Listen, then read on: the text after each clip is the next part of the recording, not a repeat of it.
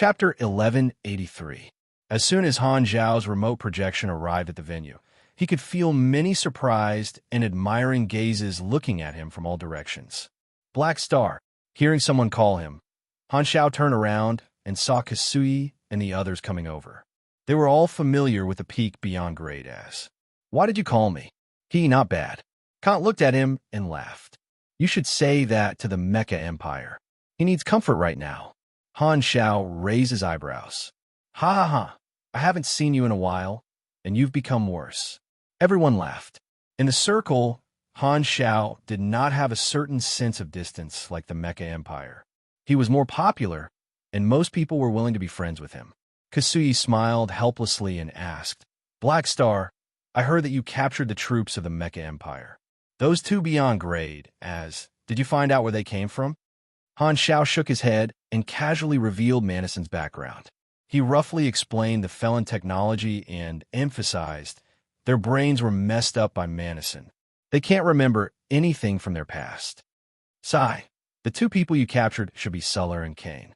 I used to have a good relationship with Kane, but that was a long time ago. Milizao sighed. For a rare and talented big treasure like him, he hated experiments on physical modification the most. Before he became a beyond grade A, there would occasionally be dragon cubs who went missing and were captured by interstellar hunters to be sold for money. Most of the time, they were sold to some research institutions to study their racial characteristics, so he was very sensitive to this. Everyone introduced the lives of Suller and Kane. The former was the second treasure, and the latter was the fourth treasure. They used to be very powerful beyond grade but because of different reasons, they provoked the Mecha Empire and eventually disappeared. Who would have thought that when they met again, their old friends had already become puppets? Many people present sighed. Speaking of which, not long ago, you weren't the Mecha Empire's, at most you were on par with him. Why did the Mecha Empire use their trump card this time and let you take advantage of it? Do you have some tricks? Sun Hunter asked. Nothing, I was just lucky. Han Zhao subconsciously said humbly, but as soon as he said that, he noticed that everyone's gaze became strange. Everyone looked at Secret Master and gestured with their chins, indicating that it was his turn to perform. However, Secret Master was indifferent, as if he did not hear Han Zhao. Serene could not help but whisper, Why didn't you refute him like before? Aren't you a professional? Secret Master glanced at him. I'll give him face. I see. Serene nodded, but then he suddenly realized something. Wait, then why didn't you give me face just now? There's no need.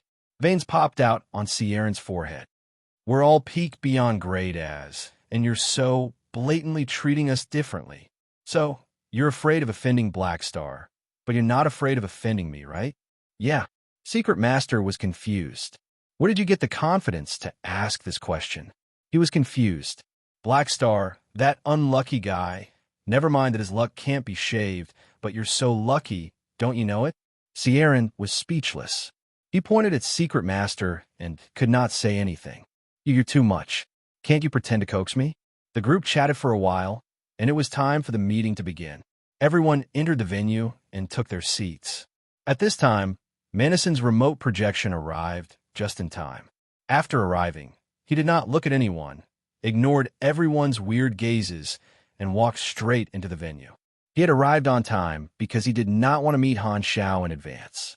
He did not even need to think to know how Black Star would show off in front of him. When he passed by Han Zhao's seat, Manison purposely ignored him. He thought that Han Zhao would take the opportunity to mock him, but Black Star seemed to have changed his personality and completely ignored him.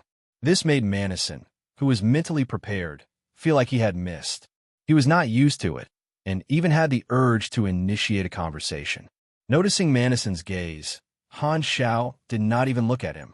You think I'm mocking you, but I'm deliberately ignoring you. This is still a form of mockery. Suppressing the urge to talk, Manison coughed and said with a deep voice, I hereby announce the start of this meeting. Everyone. Before he finished, Han Zhao stood up and slowly said, I have something to inform everyone. Everyone's gazes turned to look at him. Han Zhao leaned forward, pressed his hands on the table, and said, Some of you might not know about my experience a while ago, so I'll explain it here. I have a personal grudge with the Modo civilization, and it originated from the Kundi race incident during the second exploration phase. Modo induced the native civilization to ambush the Red Empire, causing the flames of war. My Black Star Corps also participated in the battle and lost many of my men. Later, the Kundi race submitted to me and accepted my protection. Thus, I also took on the mission of finding the culprit. Originally, this war could have been completely avoided, but Modo's scheme made us lose the chance to coexist peacefully. My grudge with Modo is partly because of the personal grudge of the losses of my troops, and partly because of morality. Modo and I are enemies, and it's understandable that we hurt each other. I also accept the casualties that Modo caused to my troops on the front lines, but Modo's scheme behind the scenes. It's fine if it's just a scheme. After all, it's also a feasible method. However, he shouldn't have involved this matter with another unrelated beyond grade A. As he said that, Han Shao pointed at Ames. Seeing that everyone was listening quietly, he said, "The Dragon Queen had nothing to do with this. The Dragon Emperor originally had nothing to do with this, but Modo wanted to threaten me by kidnapping her adoptive father. Some of the people present even helped Modo." As he said that, Han Shao glanced at Manison. Without waiting for Manison to speak, he immediately continued. "This kind of behavior is very despicable, and it's completely ignoring everyone else. Therefore, the Dragon Emperor decided to intervene in the war and teach Modo a lesson. I've also decided to go personally." Han Shao paused, looked around, and said with a deep voice, "I've finished speaking. I'm done. Who agrees? Who objects?" The whole place fell silent. Everyone looked at each other with strange expressions. This was because before the flickering war, the agreement that everyone had made in this room was that the beyond grade as would stay out of it. Their troops would be able to get some benefits, or they would be able to take revenge in some special cases. However, it was a mutual agreement that they would not personally participate in the war. Black Star's request was obviously going to be the first to break this agreement. Manison narrowed his eyes and said, "I don't think that's possible. You're the vice president. If you take the lead to violate the agreement, won't the principle of our united front lose its binding force? Today, you found a reason to do it personally, and we agreed. Tomorrow, I'll also find a reason to do it personally, and you'll also agree, right? As long as you find a reason, anyone can do whatever they want. Then, is there still a need for the association to exist? Old people really don't know how to be flexible." Han Shao clicked his tongue. "How long has it been since our association was established? And there are already signs of the system becoming rigid. This is very much in line with your style as a leader." Manison's eyelids twitched, but he secretly heaved a sigh of relief. It was still the familiar formula, still the familiar feeling. Black Star was indeed still that Black Star, an old eunuch. Han Shao ignored him, looked around, and said, "My suggestion is not only because of personal grudges, but also because of the association's prestige and the principle of the united front." "What do you mean?" Khan on the side consciously played the role of a supporting actor. "What the Mecha Empire said does make some sense, but for the specific problem and the specific analysis, we have to understand the nature of this matter first. In order to deal with me, Modo casually schemed against an unrelated beyond grade A, and this beyond grade A is also a member of the association. What kind of behavior is this? Let me assume, let's use the Limitless Financial Group as an example. For example, I want to embezzle the assets of the Limitless Financial Group, and I know that Manison is a major shareholder. So I kidnap Manison, torture him, and ask Sorokin to sign some unequal agreements. What would your reaction be?" Sorokin was suddenly cued and was a little confused. "You guys could talk about your own things. Why did you call me? If that's really the case, I'll probably be overjoyed. I'll have one less dog to share my money with. Ahem. I'll be very angry." Han Shao then looked at Manison and said, "If you get out," and I'm saying if. After all, everyone knows that if you fall into my hands, there's no way you can escape. Anyway, you'll definitely take revenge afterward, right? That's right. Manison's mouth twitched imperceptibly. "See, this is human nature. It's very similar to the situation I encountered. Han Xiao clapped his hands and said with a deep voice, "But why did the association do the opposite and stop this kind of behavior? Wasn't our original intention of establishing the association to give the beyond grade as a better future and a higher status? Why did we put shackles on ourselves instead?" As he said that, Han Xiao walked behind Manison, put his hands on his shoulders, and said loudly, "The principle of a united front is to fight. When a member is in trouble, everyone will come to help. The Modo civilization attacked an unrelated beyond grade first, breaking the rules first. If we don't punish them, what will others think? Will they feel that the association is restricting the revenge of the beyond grade as? So they're more confident and bold to attack a beyond grade A? What is this? If we want a higher status, other than establishing order for ourselves to make the galactic society feel safe, we also have to make the outsiders respect the beyond grade as. This is the way to control the right to speak, not the wrong way to put the cart before the horse. Therefore, although the purpose of the association is to mediate, we have to immediately punish the Modo civilization for their provocative behavior. Otherwise, we'll lose the prestige of the entire beyond grade A class. This is the true meaning of our united front. The slogan of advance and retreat together is not only for us to retreat, but also for us to advance together. We're a group now. If the others don't want to suffer like the Dragon Emperor this time, not only should they agree to this action, but they should also provide help to deal with Modo together.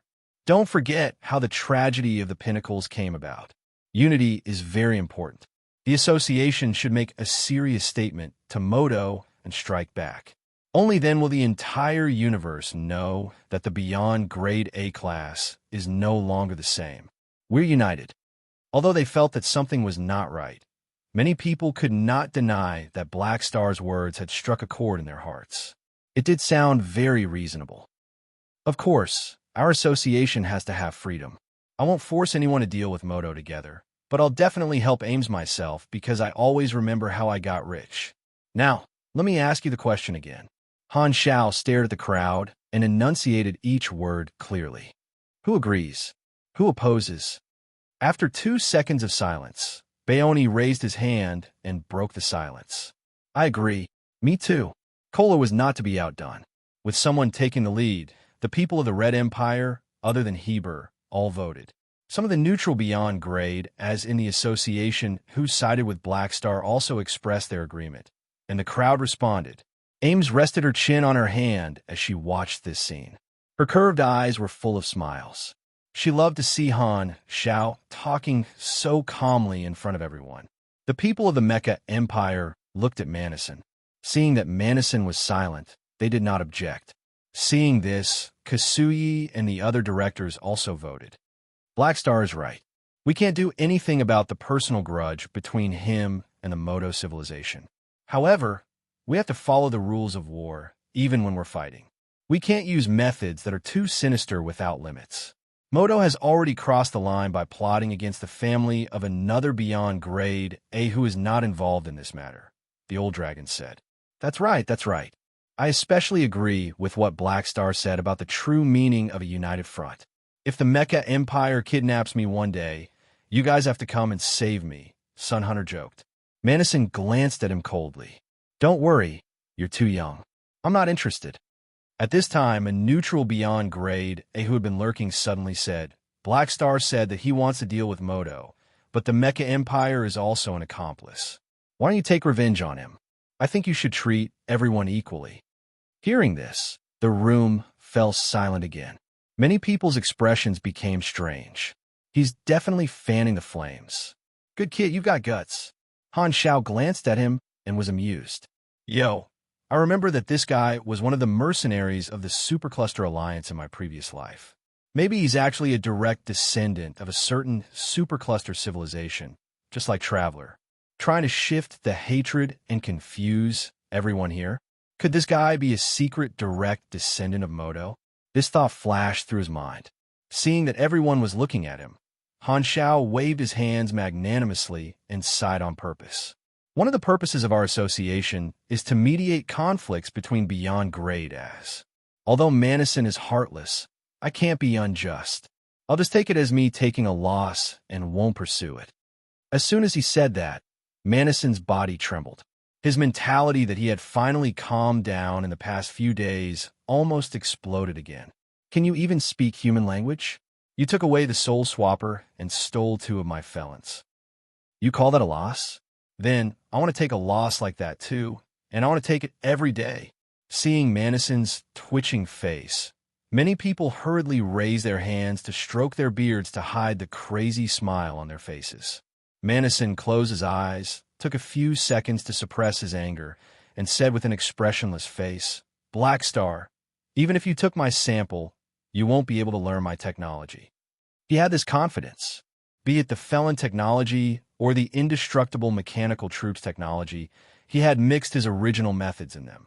This was the essence he had mastered after secretly innovating the virtual technology. Without the prior knowledge of the virtual technology innovation, he was sure that even if Black Star had some results, he would at most obtain something that was neither right nor wrong. It would be impossible for him to restore all the details of the 2 technologies. "Don't worry, I won't stop you from comforting yourself." Han Xiao chuckled. Stubborn. If I'm not wrong, your research has reached a bottleneck since the beginning, right?" Han Xiao hesitated for a moment and did not reply. Seeing this, Madison's lips curled up slightly. Feeling that he had guessed correctly, his mood finally improved a little. He slowly said, "I guessed correctly, so you don't dare to answer?" Han Xiao shook his head and said hesitantly, "I think you have a long life ahead of you. I just feel that you're old and don't have many years left to live. I'm afraid that if I tell you the truth, you'll have a heart attack and die on the spot. If that's the case, the credit for killing you won't be given to me. Wouldn't that be a waste? F***CK off. P.S. I recommend a novel called I Am the Creator of Mythology by Xine. The main character is very unrestrained, the newly popular Di Hua school. The whole process is very cool. If you're interested, go and take a look." Chapter 1184. The day after the meeting, the Beyond Grade A Association released a statement under the influence of Han Xiao.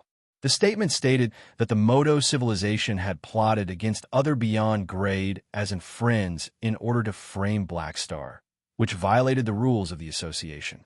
In order to protect the interests of the members, the association strongly condemned Modo's actions and approved of Black Star's counterattack. Furthermore, the association did not deny the possibility of personally intervening to protect the interests of the members. As soon as the announcement was released, it caused a strong reaction in the flickering world. The ones with the biggest reaction were the various organizations on the front lines of the flickering war. Ever since the start of the war, most of the Beyond Grade had been observing the situation and not intervening. Now, was this a sign that they were going to personally take action? Although the association claimed that they were going to deal with the Modo civilization, the armed forces on the side of the 3 universal civilizations were not happy. Everyone knew that the Beyond Grade were the weapons of the ultimate soldiers. Plus, the intensity of the war was controlled. Once the Beyond Grade intervened, they would definitely become the main force in the war. The others would not even be able to get anything. The angriest of all was the Supercluster Alliance. If not for the fact that they were all allies, they would have even turned around and attacked the Modo civilization. The Supercluster Alliance only wanted Modo to resist the invasion of the Black Star Core and not do anything unnecessary. However, because of their different standpoints, Modo had a plan for themselves. Now, they had directly poked the hornet's nest and became the biggest unexpected factor in the war. Unlike in the past, the Beyond Grade had established a collective association, turning from a sheet of loose sand into a barely organized group. Once provoked, they would form a nest, and their influence would be extraordinary.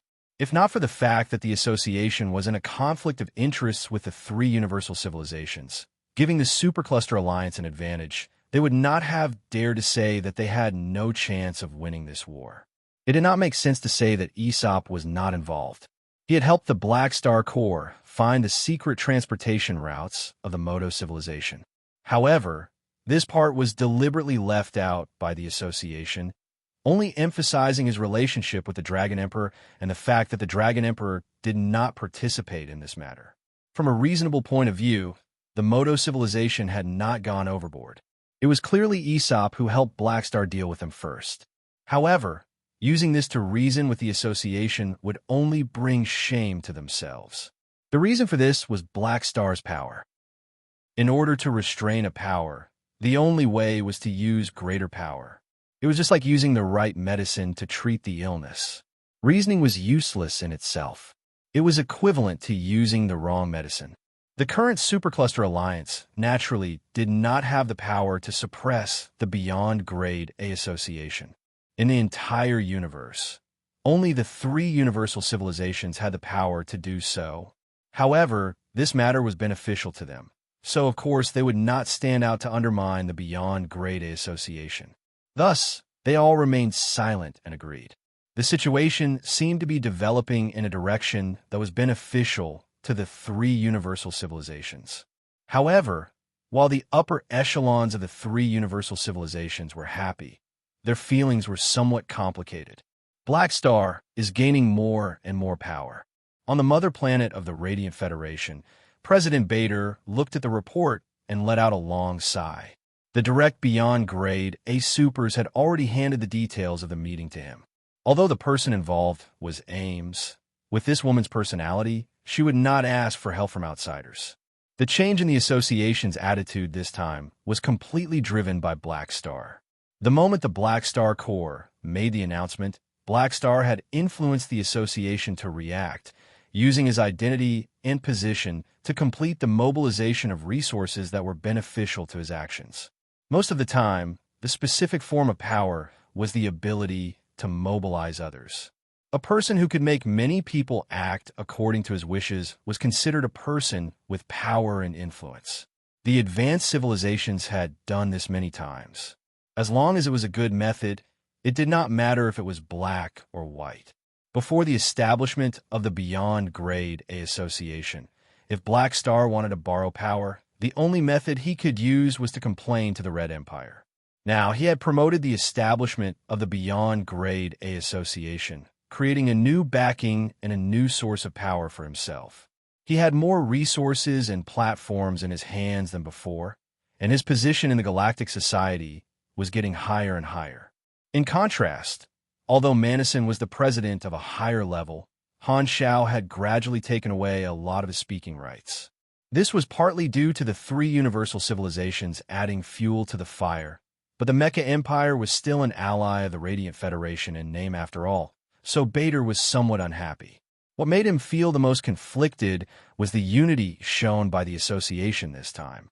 The way Bader saw it, these Beyond Grade as were not speaking to the entire universe, but telling the 3 universal civilizations that they were no longer a sheet of loose sand. This was an indirect demonstration. Although some Beyond Grade as still had different thoughts, they had a common goal. If they were left alone, it could be foreseen that the control of the 3 universal civilizations over the Beyond Grade A group would gradually weaken over time. Sigh. Bader rubbed his temples and felt a headache coming on. As the leader of an advanced civilization, there were too many layers to consider when it came to a single matter.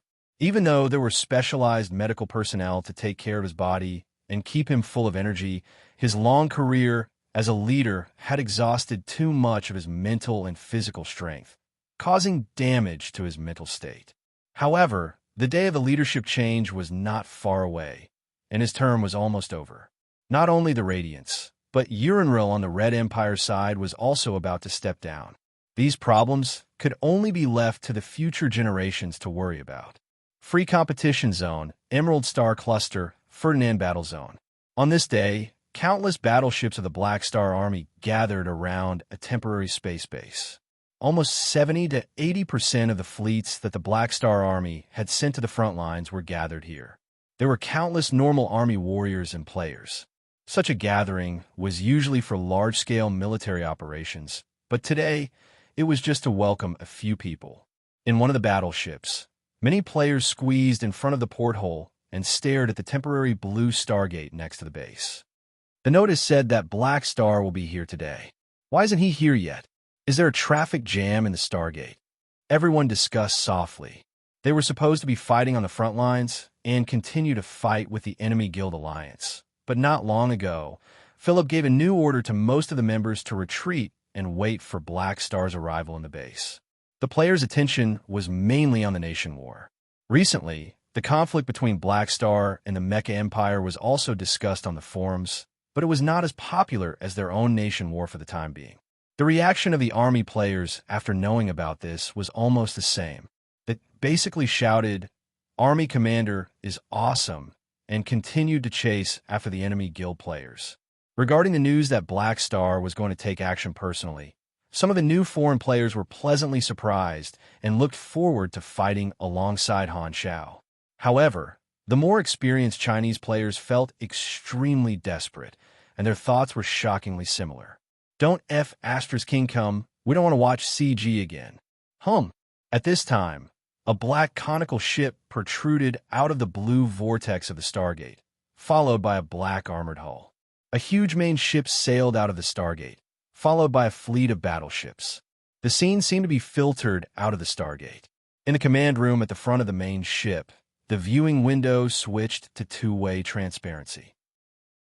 The players present could clearly see Han Xiao and Ames standing in front of the porthole of the main ship. They're out. Black Star. Dragon Emperor. Seeing the long-legged big sister with my own eyes, I have no regrets in my life. Don't stop me. I'm gonna lick her until she explodes today. Sigh.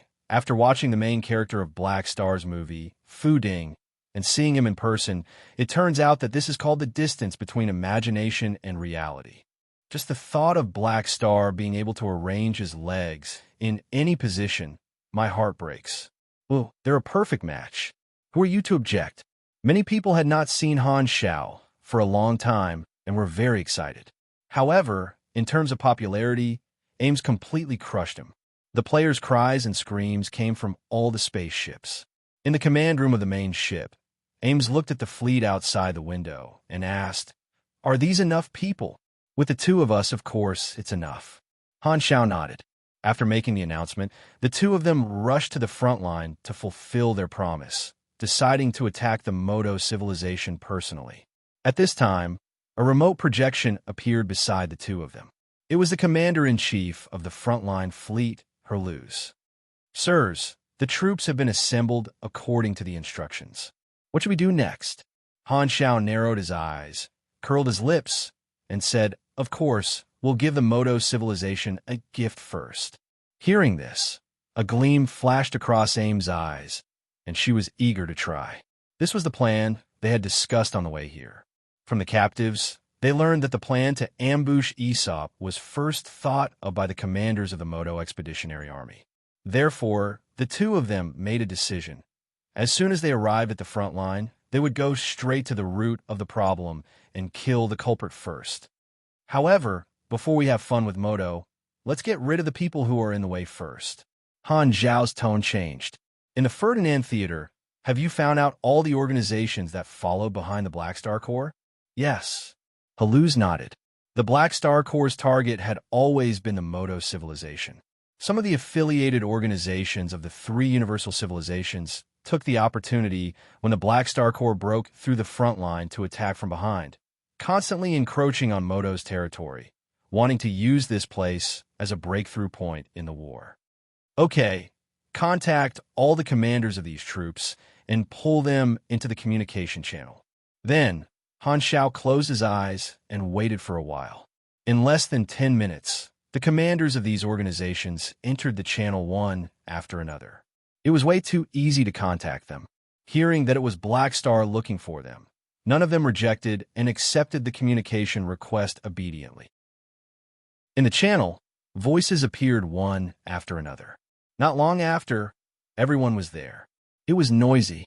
Han Xiao then opened his eyes and said, "Hello, everyone. I'm Black Star." "Greetings, Your Excellency Black Star." "Hello, Mr. Black Star. Have you eaten?" The channel went silent for a moment. Everyone hurriedly greeted him. Just from their tone, one could imagine the fear on their faces. Han Xiao nodded and went straight to the point. "Everyone, please give me some face and leave the Ferdinand Theater. Don't waste your time here." Everyone was stunned and at a loss for words. They didn't know how to respond. The channel became silent. Some people were dissatisfied.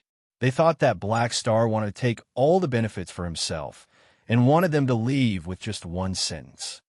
Your Excellency Black Star, that doesn't seem very appropriate. Plus, we can help. With us helping you deal with the small fries that escaped, your losses will be reduced. Plus, we'll be moving around the periphery, eliminating the possibility of the Moto civilization or other enemies surrounding the Black Star core, someone argued. Yes. We all know that you're eager for revenge, but with our help, you can get rid of the Moto civilization expeditionary army faster. There's strength in numbers. Many people immediately agreed. Of course, I'm just afraid that you guys will beat Moto and give up too quickly. I can only torture them to my heart's content if they don't surrender. I don't want to emphasize it a second time. In short, I hope that everyone will leave the Ferdinand Theater within 5 days. Han Xiao said slowly with a low tone. I'll take over this battlefront. Chapter 1185. Han Xiao thought that he was a person who convinced people with material logic. Under his explanation, threat, these armed organizations that were following behind to drink the leftovers willingly and helplessly retreated from the battle zone and changed their target. A few days later, the Black Star Corps was the only attacking force left in the Moto civilization's defense line in the Ferdinand battle zone. Black Star did not hide his arrival at the front line. The Moto Expeditionary Army had already received the news and was on high alert. Although the comrades of the Black Star Corps had all retreated, Black Star's arrival raised the Moto Expeditionary Army's alertness to a higher level than before. Black Star alone was equivalent to thousands of soldiers. 2 days later, the Moto Expeditionary Army noticed the movements of the Black Star Corps. The other party temporarily recalled the troops that were attacking the other lines of defense, gathered in a large scale, and marched toward one of the lines of defense as if they were about to launch an all-out attack. The leader was Black Star himself. The Moto Expeditionary Army immediately responded, mobilizing a large number of troops to reinforce this part of the line of defense. The enormous fleet crossed the galaxy, dragging dense streams of light behind it. After sailing for a while, the line of defense set up by the Moto Expeditionary Army appeared in front of them. It was like a long dragon made of battleships, armed fortresses, and large mechanical suits extending all the way to the horizon. 5 celestial bodies were transported over, forming a defensive formation around each other. The 2 enormous armies were facing each other across the boundless galaxy, and the 2 armies were facing each other. In the command room of the Black Star Corps' flagship, Ames observed the battlefield view, shook her head, and said, "They don't have any beyond grade and they still want to fight head-on. Is Moto planning to sacrifice their entire fleet? They don't have a choice. If they don't use this stupid method, they can only sit back and watch us invade." Han Xiao smiled. The only beyond grade who were personally involved in the battle were himself and Ames. Although Moto had beyond grade as they were not willing to expose their identities and they were restricted by the association, so it was difficult for them to find an excuse to join in. Moto could not make bricks without straw. If they wanted to stop the 2 beyond grade they could only fight them head-on with their fleet. In a battlefield of this level, the existence of beyond grade was of strategic importance. If there were no beyond grade to contend against each other, they could only fill in the gaps with fleets. Even if they could stop the beyond grade for now, it would be difficult to kill them. No matter how high the production rate was, the speed at which the soldiers were regenerating could not be compared to the speed at which a beyond grade recovered their energy. After repeating this a few times, they would suffer heavy losses. This was a bottomless pit, so all the advanced civilizations wanted to fight for a beyond grade A super. In high-intensity battlefields, the importance of beyond grade would decrease. However, not all wars would require the use of strategic weapons of mass destruction. In a normal intensity, flickering war, beyond grade were more than enough to lead to victory. At this moment, the fleet commander Haluz said, "Army Commander, the troops have arrived at the target location. Please give us the next step." Han Xiao waved his hand. There's no need to stare at them. Just fight. The order was passed down layer by layer and quickly spread to the entire army. The next moment, the Black Star Corps launched an attack.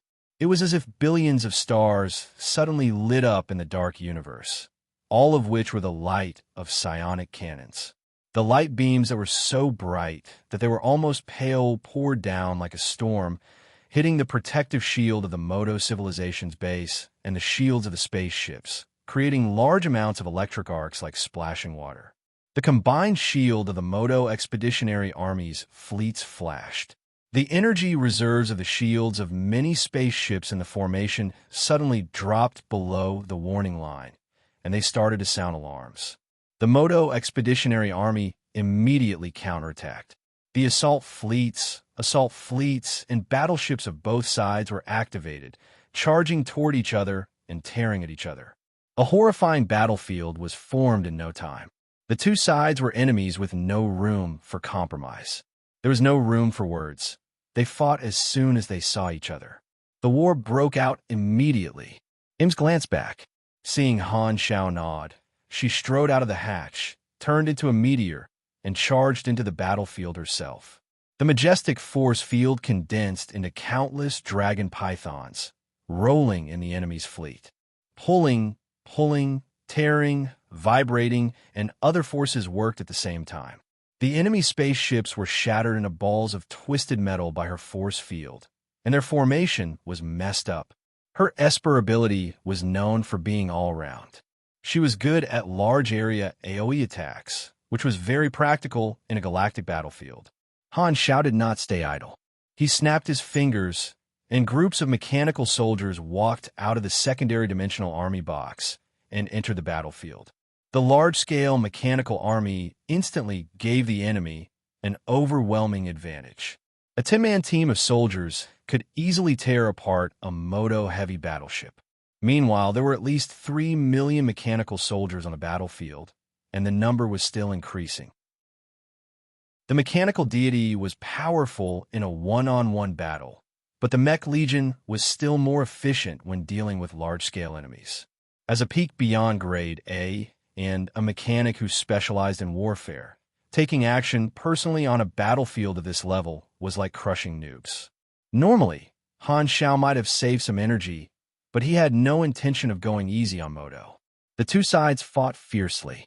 The troops of the Modo faction were extremely passive and suffered heavy losses.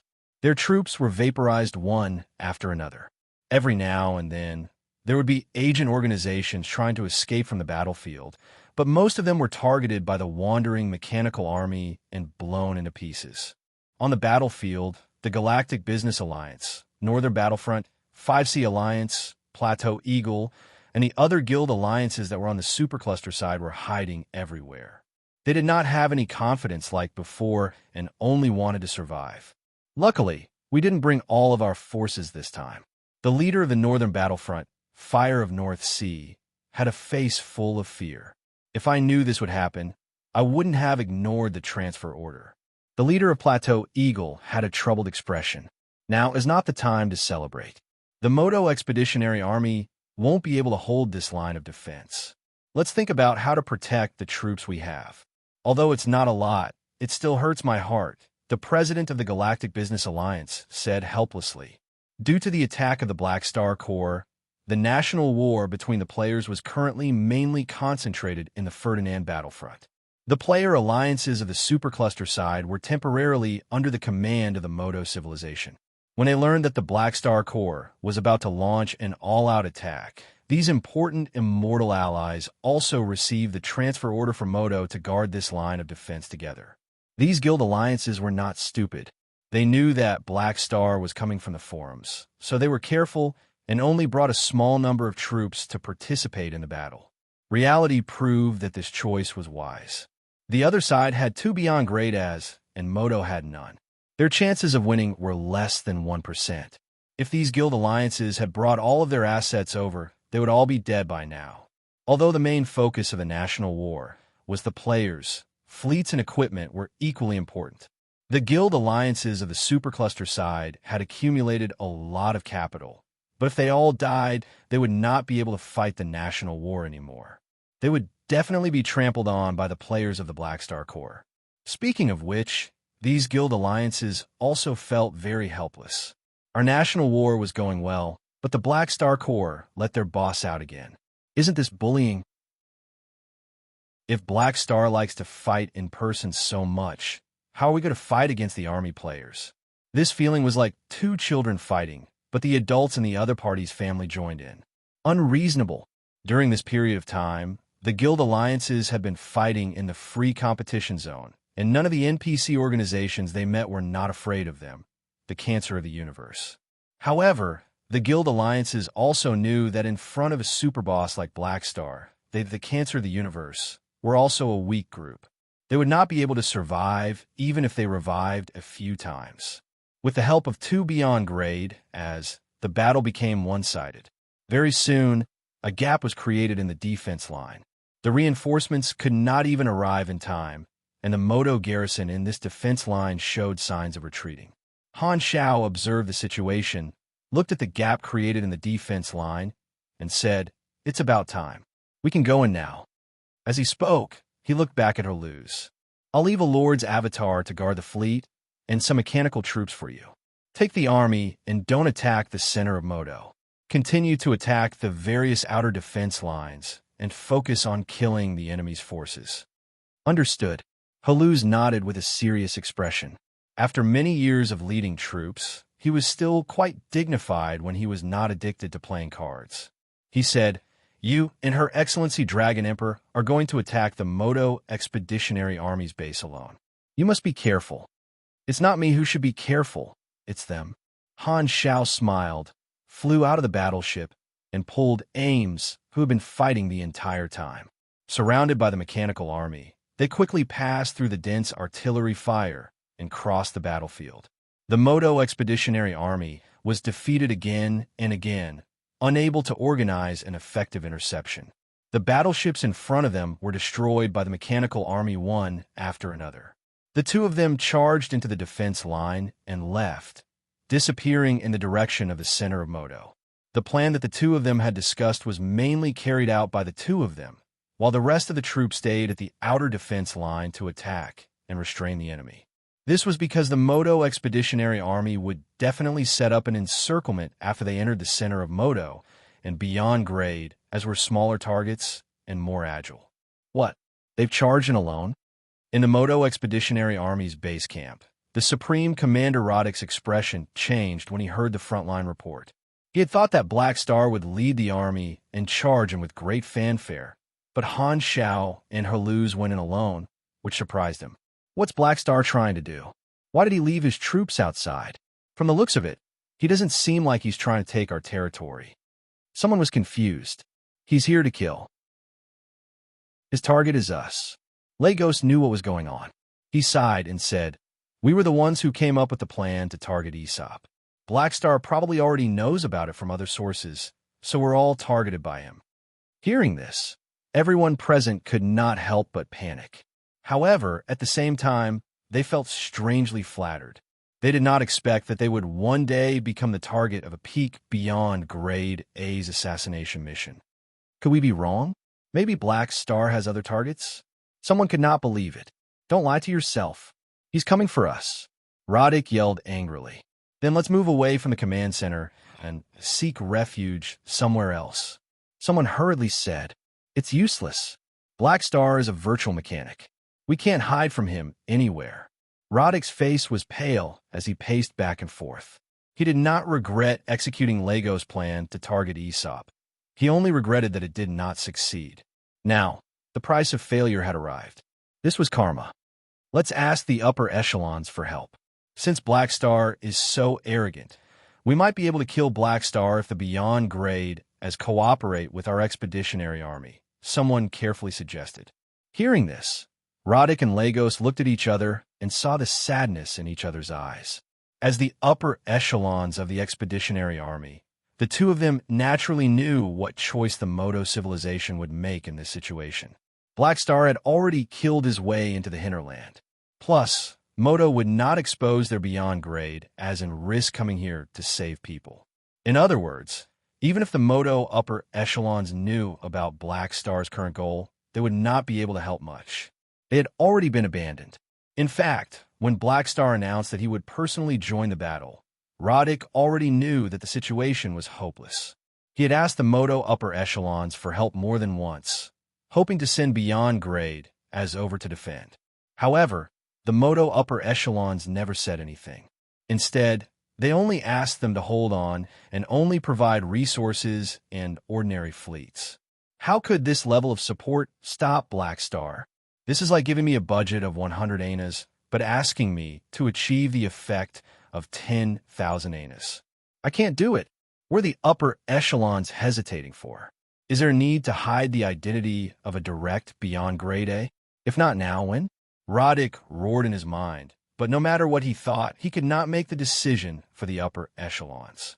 There's only one way left, which is to ask for help from the Supercluster Alliance, Lego said with a deep voice. Roddick nodded with a dark expression.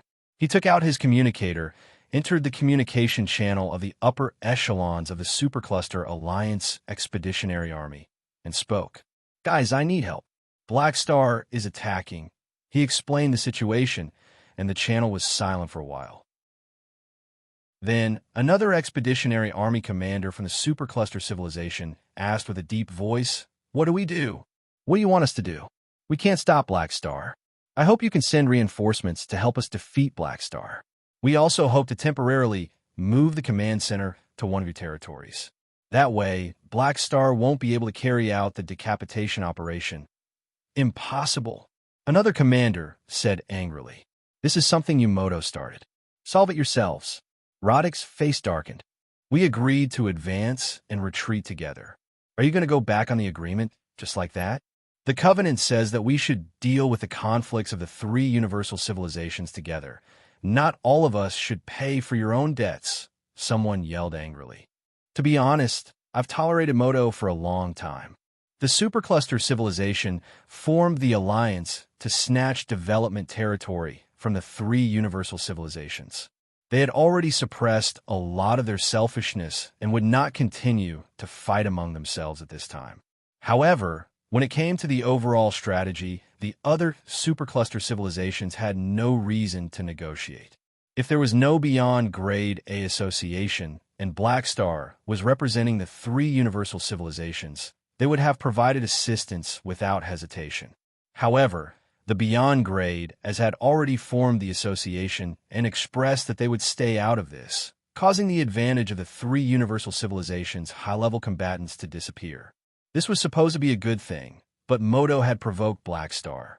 If the others got involved, who knew what the Beyond Grade A Association's attitude would be? Would Black Star turn around and mess with them? They could not even take care of themselves now. No one wanted to be dragged down by Moto's mess. Therefore, the other Supercluster civilizations did not want to help Moto deal with Black Star at all. Otherwise, their overall strategy would be greatly affected. Instead of that, they might as well sacrifice their teammates to the heavens. Roddick hung up the communicator with a sour expression. Everyone present heard the conversation just now. The room was shrouded in a gloomy fog. Looks like we can only rely on ourselves, Lego said, but he smiled bitterly in his heart. He knew that there was no hope unless a miracle happened. Thinking of how high-spirited he was when he took office and compared it to how desperate he was now, Legos had mixed feelings. If not for the Moto civilization scheme against the Kundi race, they would not have been forced to accept such a mess. Moto could have been like the other Supercluster civilizations and not fallen into such a predicament. Although Legos did not like to push the blame, at this moment, he could not help but hate the guy who suggested to the upper echelons to plot against the Kundi race. What AF * king scammer? Chapter 1186. As soon as Han Shao and Ames entered the Moto Expeditionary Army's territory, it was like adding water to a pot of oil. The Moto troops stationed in the middle ring and core of the Emerald immediately started moving, searching for the two of them everywhere. Some of the fleets at the front line were also called back to help with the operation. If it really had the defensive strength of a Supercluster civilization's headquarters, any Beyond Grade A who snuck in would have a hard time. However, this was the flickering world, after all. Of course, The Moto Expeditionary Army's control of the territory was far from the level of their hometown. Many planets had not even completed their infrastructure. Not only Moto, but all the members of the Supercluster Alliance also had limited control over their territories in the free competition zone. The Expeditionary Army's military strength was not that high to begin with, and it had only been a few years since the fourth development phase. They had spent most of their time exploring, so there was not much room for operation. Furthermore, it was wartime now, so their territories were more or less defenseless. Therefore, due to all kinds of factors, Han Xiao and Ames were free and easy in the Moto Expeditionary Army's territory. They could go wherever they wanted, and the Moto fleet that was chasing after them could only eat their dust. A belt of meteorites drifted slowly in the universe like a black ribbon. On one of the meteorites sat two figures, Han Xiao and Ames. The location of the tracking still hasn't changed. The leaders of the Moto Expeditionary Army are still in the command center. TSK. If it were a lower-level civilization, they might have run around, hoping for a fluke. Dense streams of data flashed past Han Xiao's eyes. He retracted the data probes that had infiltrated the Moto Expeditionary Army's network, and his eyes turned back to black. Ames played with two pieces of high-density metal that she had dug out from the meteorites casually, raised her brows, and said, "We've been here for more than half a month. The Moto people all know that we're here, but they didn't even run. They've been staying in the command center all this time. Are they waiting for us? Perhaps they know that it's useless to run and have resigned themselves to their fate.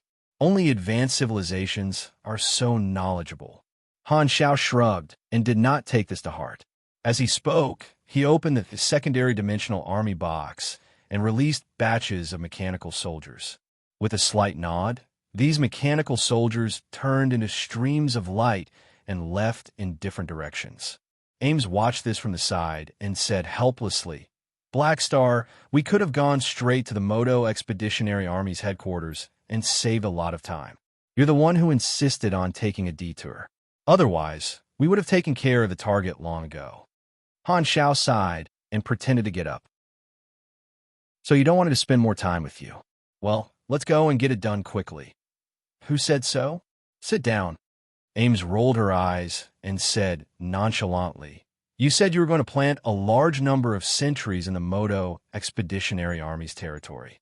We're already halfway through the plan. How can we give up halfway?" Blackstar was a busy man. The next time he went to the secondary dimension would be at least a decade later.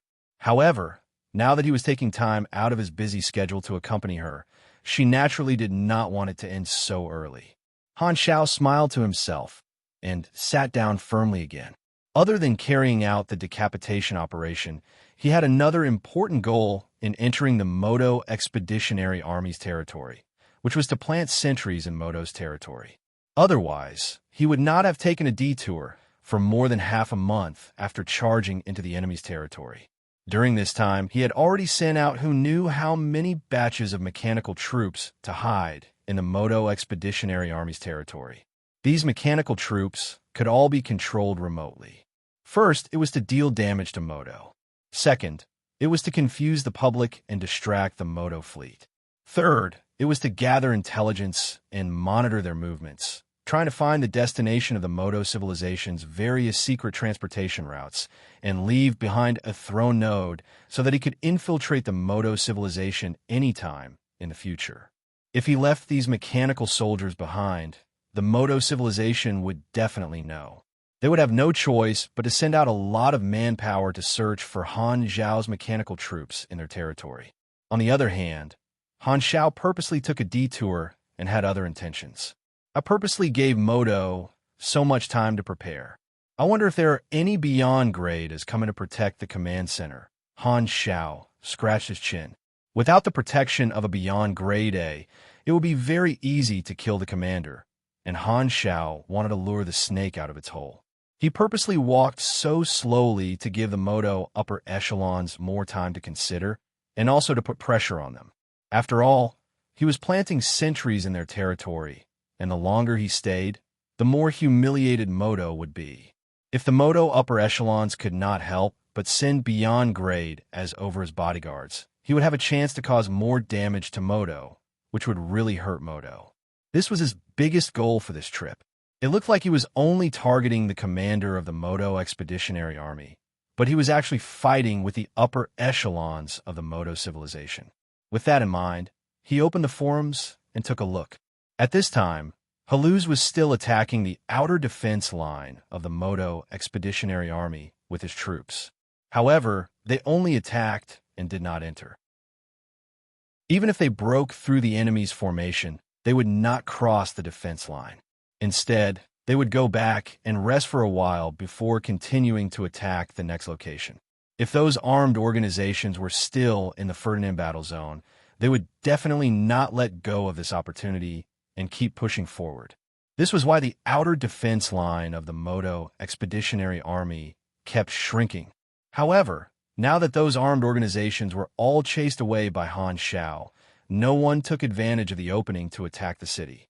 Therefore, Moto had time to mobilize troops to fill up the gap, but it made them feel even worse. The actions of the Black Star Corps drove the commanders of the Moto Expeditionary Army to the brink of insanity. They kept rubbing on the outside, but refused to enter. This was torture. Furthermore, they had their duty, so they did not allow themselves to be attacked. They had to put up a futile resistance time and time again. On the other side, without Han Shao at the front line, the Guild Alliance of the Supercluster faction felt that they could do it again. They continued to fight the national war with the army players and had a lot of fun. It was obviously a fight, but both sides were enjoying it. One was glad that the big boss was gone, and the other was glad that they did not have to watch the cinematics anymore. On the other side of the flickering world, on a planet occupied by a beyond grade a tall silhouette was pacing back and forth in the palace with a communicator in his hand. He looked rather anxious, as if he was waiting for someone to call. Beep beep. The communicator rang. This tall silhouette picked it up immediately. How's my application? Has it been approved? In the secret channel, an emissary whose face could not be seen said sternly, "No, the upper echelons don't allow you to reinforce the Moto Expeditionary Army. Don't act on your own." Black Star has been wandering around in Moto's territory for almost a month. We have so much time to prepare, but we still haven't sent any beyond grade as to reinforce him. This doesn't make sense. What will the other organizations think of Moto? Will our comrades in the Expeditionary Army be disappointed? The tall silhouette was enraged. If Han Shao was here, he would recognize that this was the kid who started the fire at the Beyond Grade A Association meeting. He was a secret, direct member of the Moto civilization. However, although he was a direct member, he did have his own temper and was quite courageous. Otherwise, he would not have dared to speak up when facing Black Star and the Mecha Empire, two pinnacle beyond grade as. Black Star had announced that he would personally join the battle. Almost all the organizations in the flickering world were watching his actions. They all knew that he had been in the Moto Expeditionary Army's territory for almost a month. If Moto did not do anything under such circumstances and let Black Star do whatever he wanted in his stomach, it would be a disgrace to the entire civilization. This beyond grade, it could not help but be angry. What's the point of going? Can you beat Black Star? You're just going to die. Let's not talk about you. Even if all the hidden beyond grade as of Moto attack together, they won't be Black Star's match. Stay rational, the emissary said angrily. Every beyond grade A is hard to come by. We can't expose ourselves here. A moment of forbearance is just for the future eruption. The tall silhouette was unwilling, but he had to admit that Black Star was terrifyingly strong. He would only be delivering food if he went. If he sent a beyond grade, Black Star would eat him. If he did not send a beyond grade A, the reputation and image of the Moto civilization would be damaged. Not only would it be embarrassing, but it would also make people think that they were heartless. The Expeditionary Army's morale would definitely plummet. Just purposely walking a little slower could achieve such an effect. This was Black Star's scheme. Thinking of how Black Star spoke so confidently during the meeting, this beyond grade A felt both resentment and fear. What kind of sin did Moto commit to have such an opponent? Time passed slowly. Another half a month passed in the blink of an eye. No matter how slow Han Xiao and Ames were along the way, they finally arrived at their destination. The densely packed Moto fleet spread out in front of them, surrounding the command center of the Moto Expeditionary Army. The crew members in the fleet all tensed up with solemn expressions. Although they had the advantage in numbers, they were the ones who were nervous. These two Asterisk souls, they're finally here. In the command center, Roddick clenched his teeth. His eyes were bloodshot, and his hair was messy. He looked extremely haggard, but his face was burning with fury. "You're finally here." Lagos, who was beside him, was not in a much better state, but he had a relieved expression on his face. The two of them knew that Black Star and Dragon Emperor were coming for them, but they were walking too slowly. The two of them went from nervousness to despair at the beginning to anxiety, and in the end, they were about to go crazy from waiting. Black Star and Dragon Emperor were like two knives chopping at their heads, making them feel like years. This feeling of watching the guillotine slowly chopping at their heads gave the two of them a mountainous pressure. It was a form of psychological torture. Originally, Roddick and Lagos did not want the enemy to come, but later, they were so anxious that their thoughts changed from "better slow down" to "why aren't they Asterisk King here yet? Why are they still not here yet?" They wished they could go on the battlefield and use their whips to urge the enemy to hurry up. Plus, the Moto civilization had not sent any beyond grade A reinforcements for 1.5 months, so Roddick and Lagos were even more certain that they were abandoned. They were sad and had already made up their minds to die. They just wanted to cut off their heads as soon as possible. Roddick turned on the wide area channel. His tone was fierce, as if he had decided to throw away all hope for the best. "Black Star, aren't you here to kill us? Come on." Hearing the roar in the channel, the many Moto soldiers present did not feel good. They were all involved, so they naturally knew that Moto did not send any strong reinforcements, forcing them, the ordinary supers, to face Black Star, the god of the universe. It would be impossible for them not to feel resentful. However, as soldiers, they had to follow orders even if they knew that the path ahead was extremely dangerous. Han Xiao scanned the entire place and opened his senses to the maximum. He could not help but laugh and shake his head. "Yoho, Moto is really patient. I've already knocked on their door and given them enough time, but in the end, they still didn't send a single beyond grade A. Are they that scared of me?" Ames smiled. "How many people in the universe are not scared of you now? Forget it. This also proves that Moto was beaten up enough by me and learned their lesson." Han Xiao shook his head. Although he did not manage to lure the enemy out, he did not mind. After all, he could still complete the decapitation and destroy Moto's image. He looked around and finally locked onto one of the locations in the Moto Expeditionary Army base.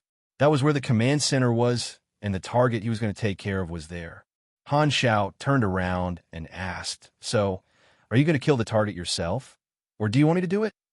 In the beginning, Ames wanted to kill Lagos and the others personally, but thinking of what she had experienced with Han Xiao in the past few days, she shook her head indifferently. "It's the same whether you do it or I do it. Then let me do it. It's more efficient. You're too slow." Seeing Ames roll her eyes, Han Xiao coughed, and mechanical soldiers behind him all walked forward.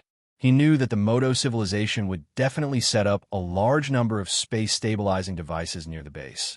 So he summoned a batch of mechanical troops before he arrived, saving him the trouble of setting up a military camp on the spot. Seeing this, the Moto fleet reacted immediately. The crew members suppressed their complicated emotions and hardened their hearts again. They stared at the famous Black Star in the distance and prepared for battle. Han Xiao glanced at them and curled his finger. This batch of mechanical soldiers suddenly paused, and dense white noise and weak space-time distortion appeared on their bodies. The next moment, this batch of mechanical soldiers disappeared into thin air. When they reappeared, they had moved a large distance forward and were in a static state, like a picture that had been frozen. Rumble. Seeing this strange scene, the Moto fleet did not hesitate and opened fire, blowing up this batch of mechanical soldiers. However, something shocking happened. This batch of mechanical soldiers appeared again. Not only did they return to their original state without any damage, but they had also moved a large distance forward, getting closer and closer to the command center. This strange scene shocked the Moto fleet. Using the Kundi race's technology to fight you guys behind the scenes, it's a good idea. Han Xiao narrowed his eyes and curled his lips. This frame-skipping mode was the black technology that Han Xiao had obtained from the Kundi race, the space-time splicing technology. Furthermore, after so many years of research and improvement, the space-time splicing technology in his hands was no longer the original version. He had improved it too much and was already quite mature, unlike the original version that could be easily neutralized by various space-time devices. Now, using the same method to neutralize, it was at least 7 to 8 times more difficult in time, which was equivalent to a longer operation time. Although the Red Empire did not allow him to use it in front of outsiders, Han Xiao had an idea just now. He instinctively felt that using the Kundi race's trump card to fight Moto seemed to be a good thing for the mission. He trusted his instincts now, so he did just that.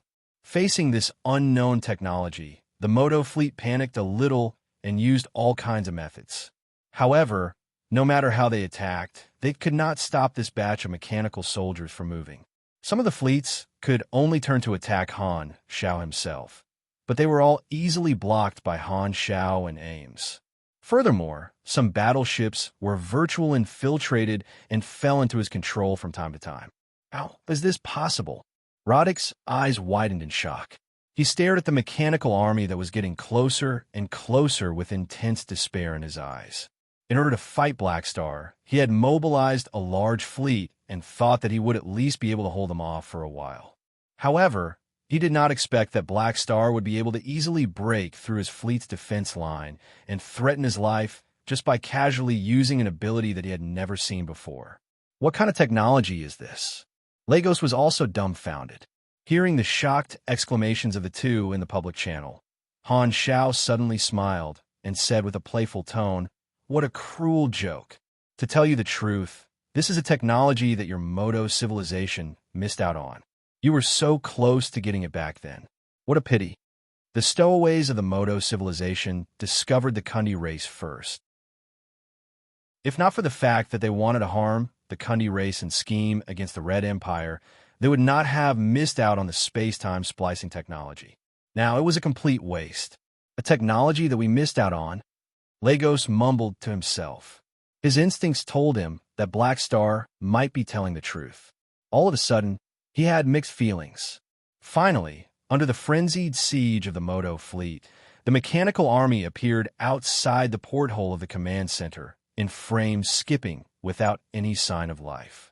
Roddick and Lagos widened their eyes and watched as the energy furnaces on the chests of this mechanical army lit up one after another, flashing with a blinding white light. The next moment, all that was left in their consciousness was a vast expanse of whiteness. Boom! An intense explosion occurred. Blue and white psionic shockwaves spread far into the universe. The command center was completely destroyed. Not even ruins were left. A large piece of the entire base was missing. The shield exploded from the inside out. Roddick, Lagos, and most of the leaders of the Moto Expeditionary Army died in this explosion. Not even a trace of them was left behind. This is just some interest. I hope Moto doesn't give up. We still have plenty of time to play. Looking at the furious Moto fleet, Han Xiao chuckled and put his arm around Ames' waist. Then, the King mechanical suit expanded and covered the two of them. Whoosh! A light flashed. Before the Moto fleet surrounded them, the two of them disappeared without a trace. The space stabilizers in this area could not stop the two of them from leaving at all. Chapter 1187. Han Xiao only felt his mechanical suit vibrate slightly. When he opened it again, he was already back in the Black Star Corps fleet that was attacking the outer defense line of the Moto Expeditionary Army. He was in the command room of the main ship. Hearing the noise, the officers who were watching the battle all turned around. They first looked at Han Xiao's face, then looked down at his hand on Ames' waist, and then at Ames' calm expression. The room became silent all of a sudden. What are you looking at? Have you never seen this before? Han Xiao glanced at everyone and retracted his hand. Boss, the target is taken care of? Haluz coughed and winked. Of course. The Moto civilization didn't even send beyond grade S. How could I have failed with just the expeditionary army? Haluz originally wanted to ask, then why did it take so long?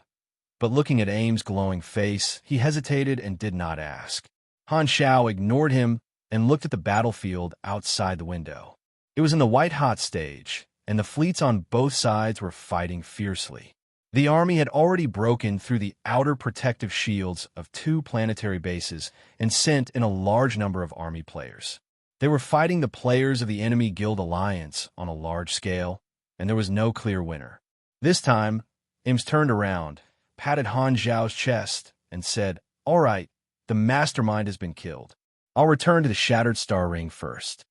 You're leaving so soon? Han Xiao was stunned. Didn't you say you were going to deal with the mastermind together? He had thought that Ames was going to stay there and participate in the battles against Moto to vent her anger. He did not expect her to leave now. I've already vented my anger by killing the initiator of the plan. Plus, having you here is enough. Ames smiled. She was in extremely good mood. Her original plan was to help Han Xiao while taking revenge. She had already helped a lot. Without her, Manison would have lost at least one felon. Han Xiao had convinced her during this time, so Ames decided to listen to Han Zhao's suggestion and return to Floating Dragon Island. Ding! As soon as he said that, Han Zhao's interface reacted. Rage of Ames had turned into mission completed. That's it. Luckily, she's not really going to destroy the entire Moto civilization. She's probably not angry anymore, so she gave up on such an exaggerated idea. Looks like my persuasion during this time was effective, Han Xiao thought to himself. I'll take Aesop back. I'll guard him strictly in the future. I won't let him run away easily. Ames played with the hair on her temples. Han Xiao mourned for Aesop for a third of a second and then nodded decisively. Arrange him as you wish. Don't give me any face. Ames stretched out her slender and white fingers and tapped Han Zhao's chest with a smile. Then I'll go back first. Come and find me when you have time. In short, it's all thanks to your help this time. I won't say thank you again. There's no need to be so polite between us. You don't like to hear this anyway. All right. Go back quickly. Han Xiao waved his hand nonchalantly. By the way, before I leave, I have a gift for you. Ames seemed to have suddenly thought of something. The spatial enchantment rune on the back of her hand flashed, and a book appeared in her hand. What's this? Han Xiao looked down curiously.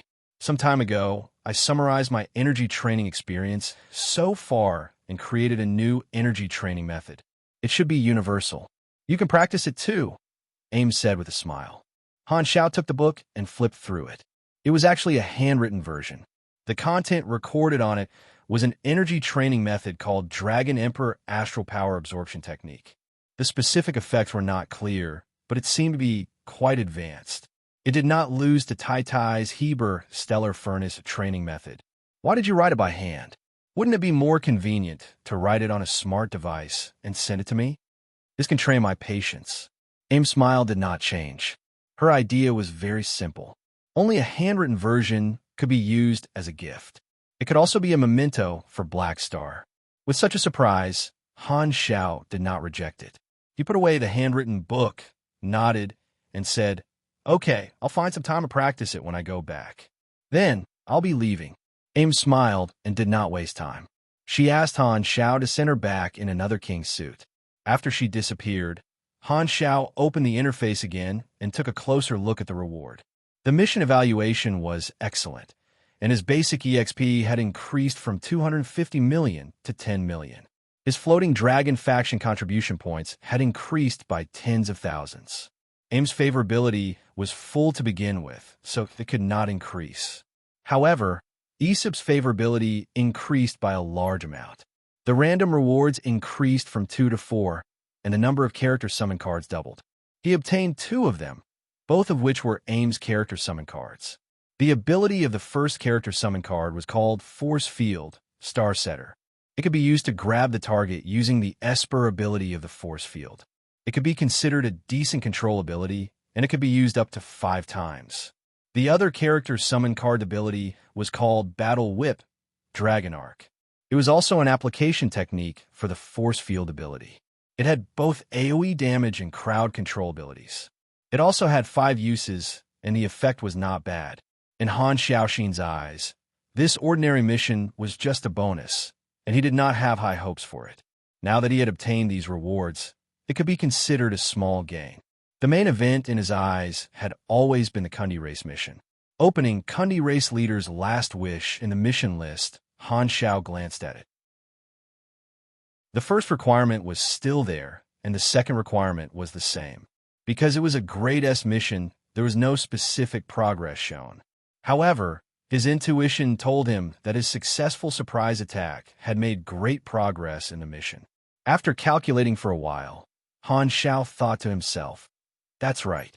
Based on the current situation, the second requirement of this mission will probably be completed when the Modo civilization is completely tortured by me to the point that they give up on competing in the flickering world."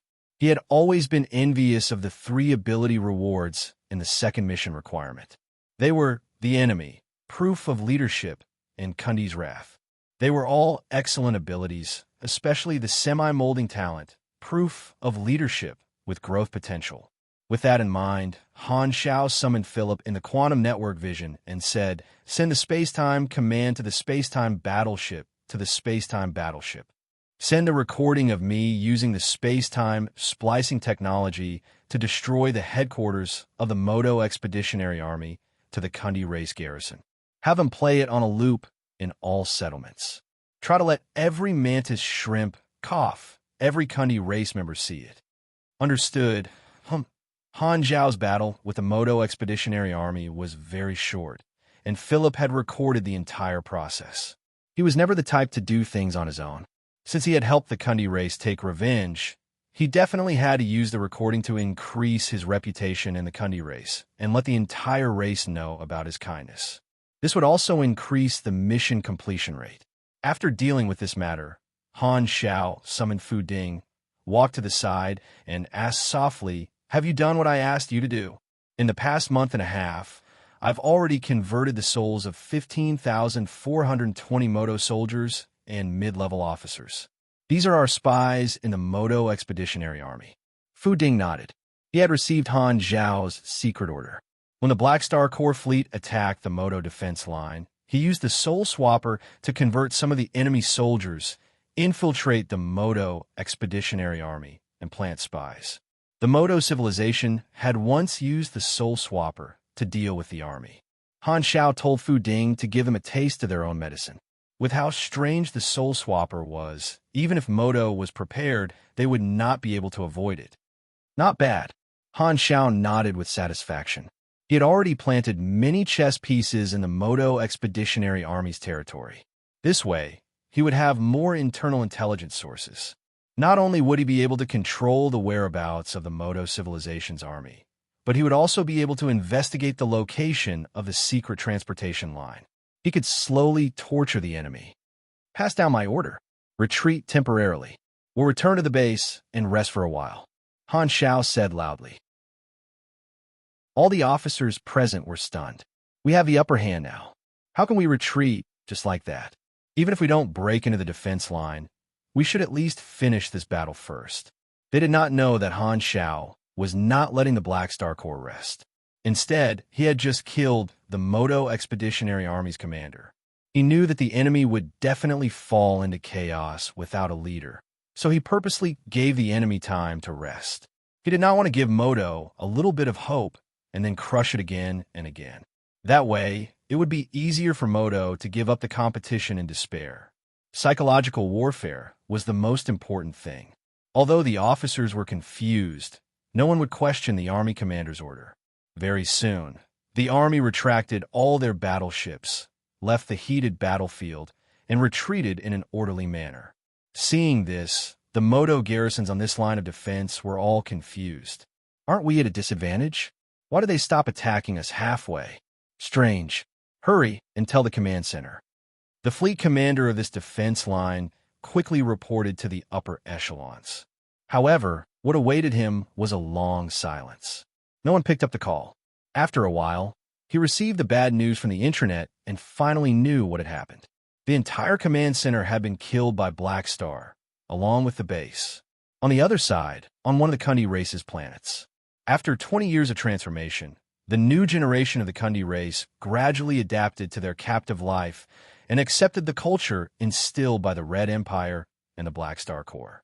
As batches of old mantis shrimps died of natural causes, the cultural transformation of the entire race gradually took effect. Every planet was isolated and could not contact other planets. Basic productivity was restored. The streets were bustling, and the heavy atmosphere was much lighter. The younger generation injected new vitality into the Kundi race.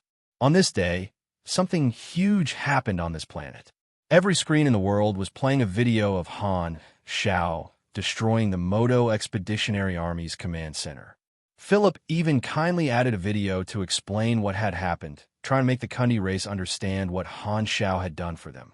Every Kundi race member who saw the video understood that Black Star was still carrying out his promise to take revenge for their race. Furthermore, Black Star had even used their technology. Seeing the mechanical soldiers destroying the command center with the space-time splicing technology, the shells of the Kundi race members lit up with an excited orange light. They felt extremely proud. Look, those people who schemed against us are no match for our Kundi civilization's strongest technology. This made them feel that they were not just watching Black Star uphold justice, but helping him. Along with the pride came a deep sense of gratitude toward Black Star. For so many years, not only had he protected them, but he had also kept his promise to seek justice for their race. Such a good person was now the only guardian of their race, which was a blessing in disguise. The same scene played out on every planet of the Kundi race. Countless Kundi race members respected Black Star even more. Chapter 1188. Sai, the Expeditionary Army's commander, was beheaded, but Black Star gave up on attacking. It's obvious that he wants to erode our army again and again. However, the Three Kings won't give up on the competition in the flickering world. What's the point of investing more troops? Not letting the Beyond Great participate is just suicide. Black Star has already proven that he has the ability to behead the commander anytime. In a small private meeting room, a few top officials with real power sat on the sofa and complained. Just now, the news of the Expeditionary Army's commander's death came back. The Three Kings of Moto called a meeting with the upper echelons. While they were angry, they quickly promoted a new commander within the Expeditionary Army and asked the military to send more people to support them. The many officials present did not have any objections on the surface, but many of them were more and more against it. Therefore, after the meeting, a few officials with real power who were against it met in private. In the room, Marco was the highest-ranking official. He was the third person in a mainstream political faction within Moto and had a lot of authority. He slowly said, "We can't go on like this. With Black Star as our opponent, Moto has almost no chance in the flickering world. Giving up as soon as possible is the rational choice. If we continue to drag it out, Moto will only be under more and more pressure until it collapses." That's right. These days, the country hasn't been stable either.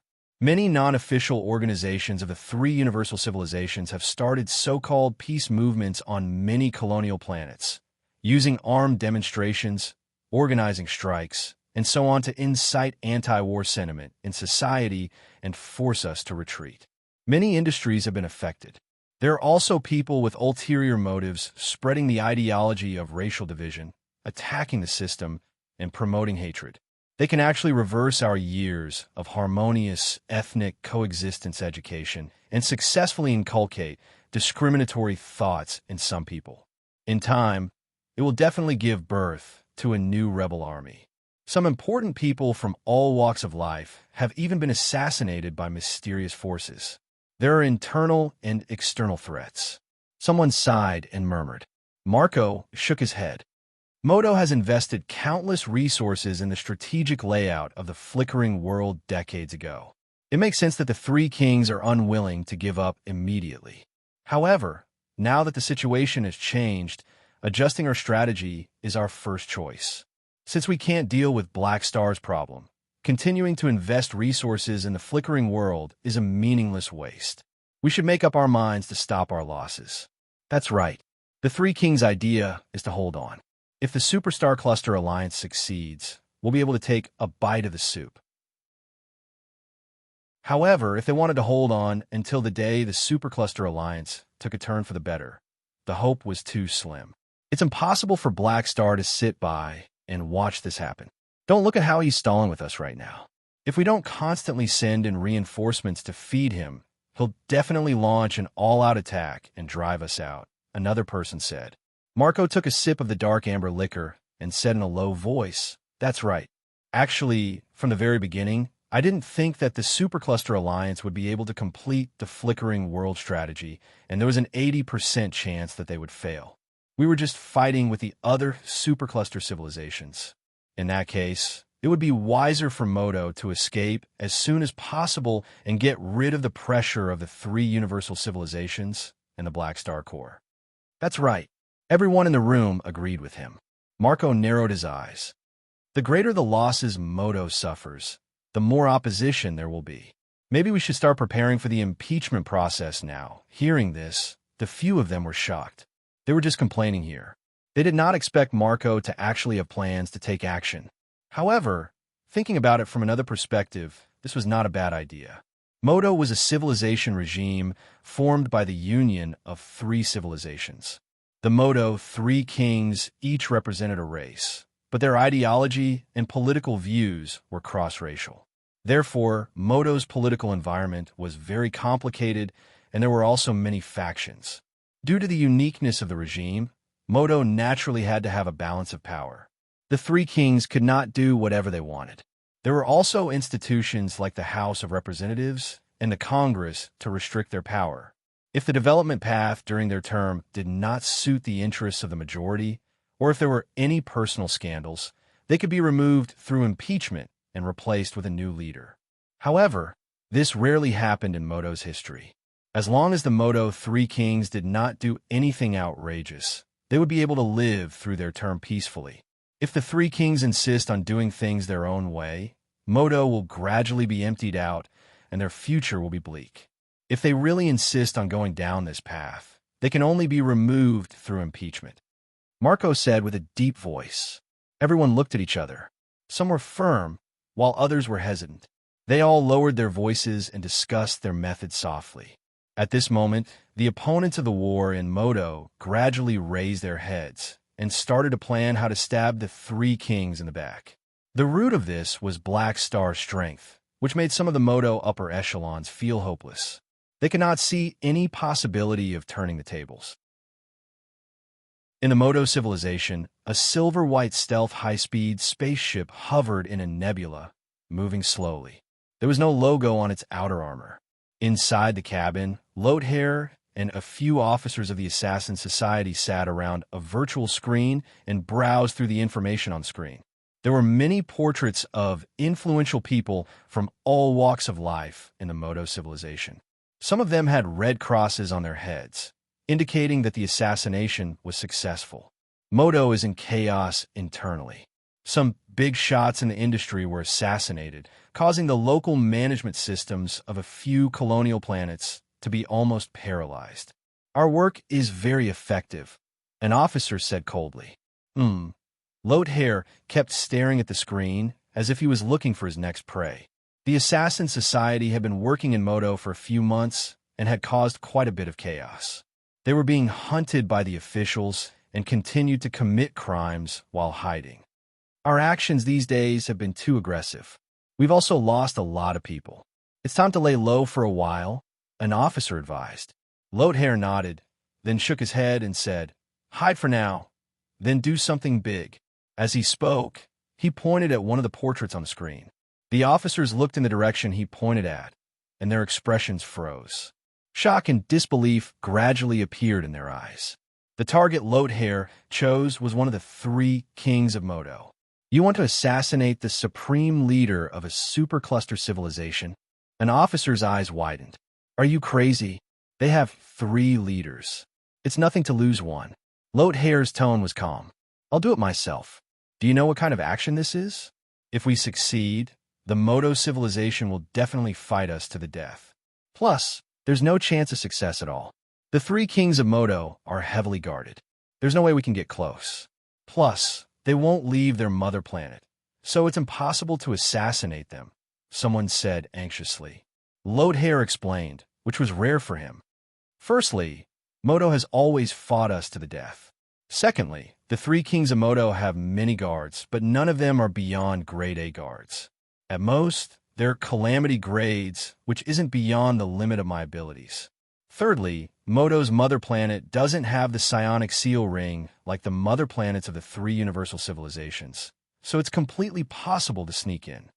Assassinating the three kings of Moto seemed like an impossible mission at first glance, but after careful analysis, he realized that there was actually a chance.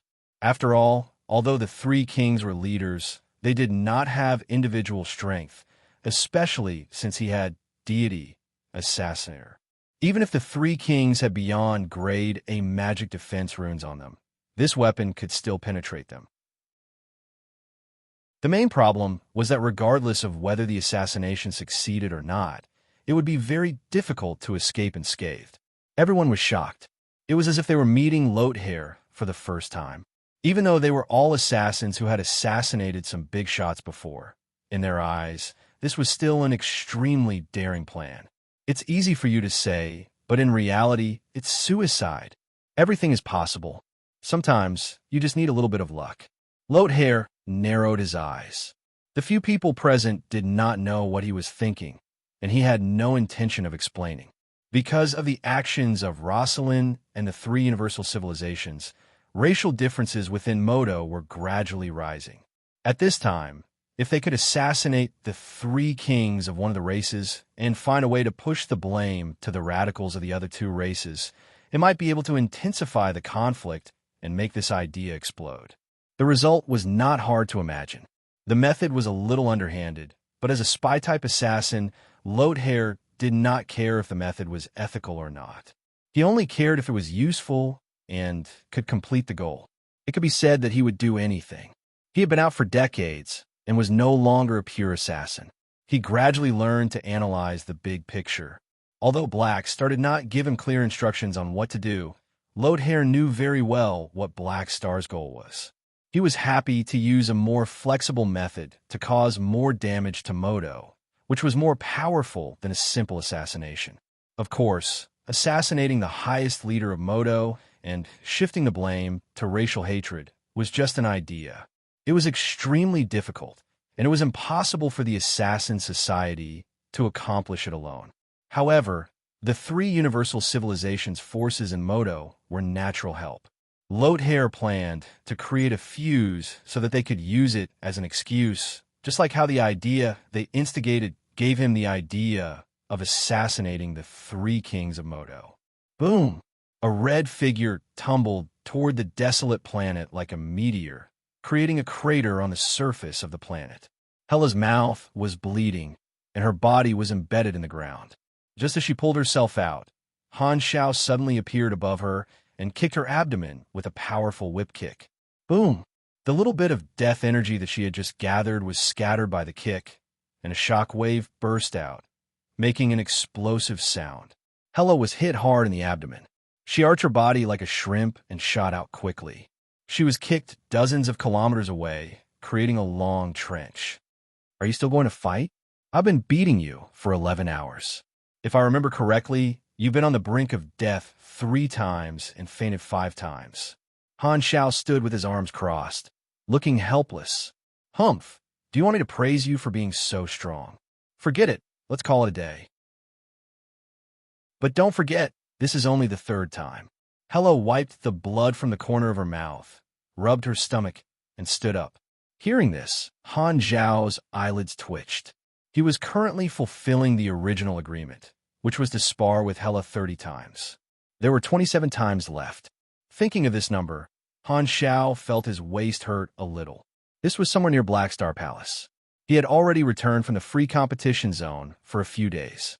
Moto did not send a beyond grade A to deal with this decapitation operation, so they would most likely not take the risk later.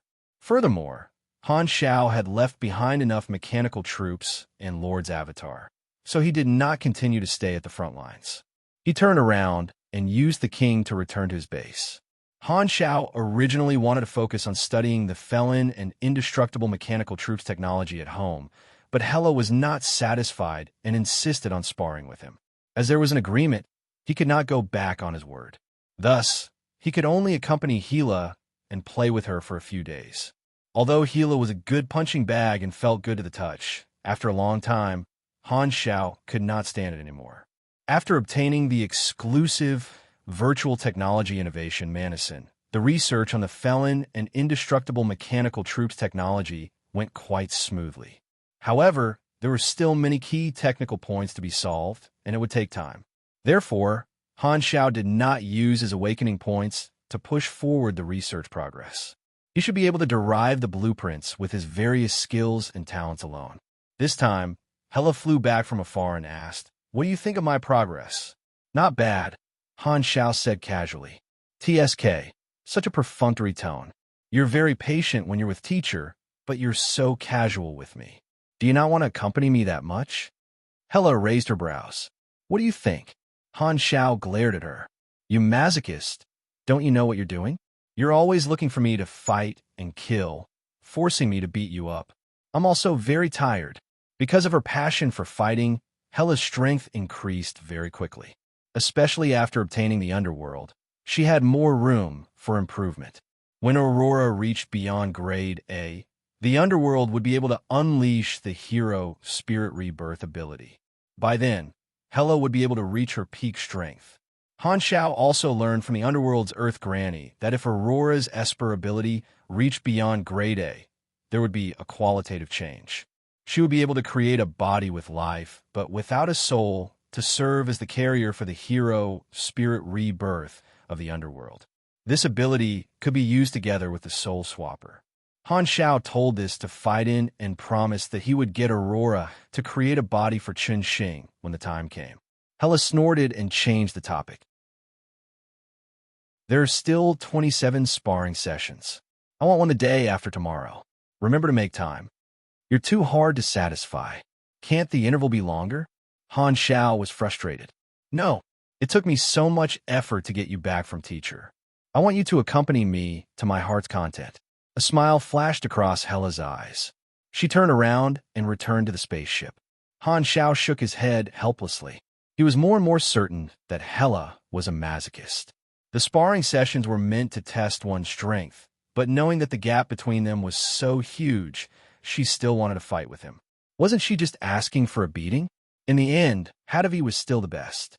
Both of them were looking for a beating, but this guy knew better.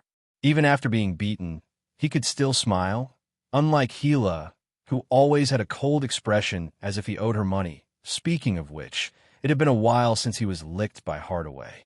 He actually missed it. Han Xiao was not in a hurry to return. He got his mechanical army to collect some of the broken weapons.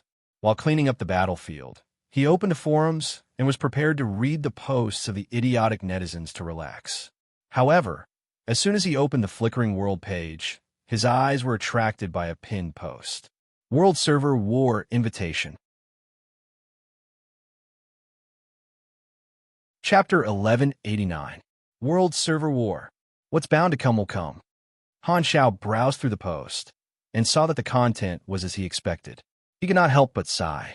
The post was jointly published by the Galactic Business Alliance, September Conference, Southeast Alliance, Tropic of Cancer, and many other guild alliances. Simply put, it was a declaration of war aimed at all the player alliances. They agreed on a time and place to launch a large-scale battle. The players of the various alliances usually acted according to the orders of their factions, but this battle had little to do with the factions. It was basically an activity between the players. The same thing happened in Han Zhao's previous life. The various guild alliances agreed to a battle, which eventually evolved into a battle royale involving tens of millions of players. The battle lasted for a few days and was recorded in the Galaxy Chronicles as the Star Battle of Tarbal. In his previous life, the Great Mechanicon had also been active in this battle for a period of time, mainly to loot the equipment and items dropped by the players. This time, Although the battle had happened due to the butterfly effect, there were some changes to the specific time and location. The way he saw it, the declaration of war issued by these guild alliances was not sudden. Now, that version 4.0 was at the end. There would not be a chance if they did not create some big news. There were two reasons to organize a battle. One was to kill the members of the enemy alliance openly, and the other was to mobilize the ordinary players to increase the cohesion of the various guild alliances. To put it bluntly, they just can't sit still and want to have a group fight. Han Xiao shook his head. The play among the players had nothing to do with him, so he had no intention of interfering. The location of the battle was not in the Ferdinand battle zone, but on a planet called Marison. The army players would run over and join the battle, which would affect the battle at the front line for a certain period of time. Although the army could use orders to restrict the players and not let them run over to participate in the large-scale battle, this would have a negative impact, and Han Xiao had no intention of doing so. After all, the players were not really employees. If the faction restrictions were too excessive, it would be counterproductive. Of course, not only him, the organizations that used the players would be affected to varying degrees. If these factions used a strong attitude to stop the players, it would be beneficial for the army's future recruitment. However, in this battle, the army players will form their own faction, and the scale will be the largest. They'll probably be surrounded, but I won't lose out. Han Zhao's eyes flickered. Originally, at the end of the version, the Pro League was the best promotion opportunity. Many players would spend a large amount of their savings to strengthen themselves. This way, the revenue of the army would skyrocket, and Han Xiao would be able to harvest a large amount of EXP. However, the Pro League had already been held 3 times. Most of the normal players knew that they had no chance and would rather save their experience for the next version. However, a large-scale battle was different. Basically, no player would miss it. It was also a natural promotion opportunity, and it was very beneficial to him. It would allow him to harvest more EXP at the end of version 4.0 and become his reserve during the update period. If I remember correctly, the interval between version 4.0 and version 5.0 should be 40 to 50 years, which is even longer than the previous update. Han Xiao thought to himself, the next version would be the calamity of the supers. The conflict between the Beyond grade as would erupt, and some of the primordial ones would return. Since he had changed so much of the storyline, it would be like a rolling snowball. Version 5.0 would definitely be affected beyond recognition by the butterfly effect. However, this was still a small matter. Han Xiao knew the important people and was not afraid of changing the original storyline. The biggest problem in the next version was actually the players. The level cap would be open to level 180, and a large number of Calamity grades would appear. The codename Calamity of the Supers was actually a hint to the players that the impact of the next version on the universe will be far greater than that of version 4.0. However, this is good news for me. Han Xiaoxin thought to himself.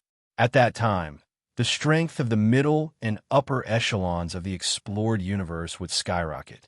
Although the players would bring chaos, they would also become important helpers for the explored universe against the World Tree Civilization. In the World Tree Civilization version in his previous life, the importance of the players was basically irreplaceable. If there were not tens of millions or even hundreds of millions of Calamity grade players, the losses of the explored universe would only be greater. On the other hand, the army's strength would skyrocket because of this. The reason he had set up so many versions was to wait for the players to transform. There were still decades until the next version, so he had plenty of time to prepare. Furthermore, Old Manison's words made a lot of sense. The foundation of a mechanic was very important, and he planned to spend decades studying machinery technology while waiting for the effects of Key of Adeptus Mechanicus to grow. Now, the effects of this talent would strengthen itself every few days, continuously increasing his strength. This meant that more and more believers of Manison were joining his embrace. One could imagine the changes in faith within the machinery faith. Various thoughts flashed through his mind. Han Xiao suppressed his emotions and continued to browse the forums. After the troops finished cleaning up the battlefield, he boarded the spaceship and returned to Black Star Palace. He made up his mind to complete the remaining 27 sparring sessions within 2 months. Within the Red Empire, in a certain secret military training base, God, who was wearing the uniform of a high-level dynasty officer, was strolling around the training base. He was not in a good mood. Just a moment ago, God received a message from the dynasty's upper echelons, telling him to postpone the original plan indefinitely. They were going to borrow his Esper ability to try and analyze the core energy of the evolution cube. When they were planning this plan, there was no problem with the idea. However, the situation changed too quickly, and it disrupted the rhythm of many of the dynasty's hardliners. Now, Black Star's strength and status had reached a whole new level, so this plan became more and more risky. Therefore, the upper echelons had no choice but to stop the plan temporarily. They did not want to provoke Black Star, but they also wanted to protect their trump card, God. The reason for this was that Black Star's terrifying rise made the situation change so quickly that no one could react in time. This was why God was in such a strange mood. Black Star's growth speed was even faster than his smuff. It was hard for him not to feel depressed. Black Star, God muttered to himself. God mumbled to himself. Without realizing it, he walked to a public training facility. The sound of an intense battle could be heard. He looked over and saw a low-grade elite class fighting each other under the supervision of the instructor. It looked like a group of freshmen. At this time, there were 2 grade C pugilists fighting.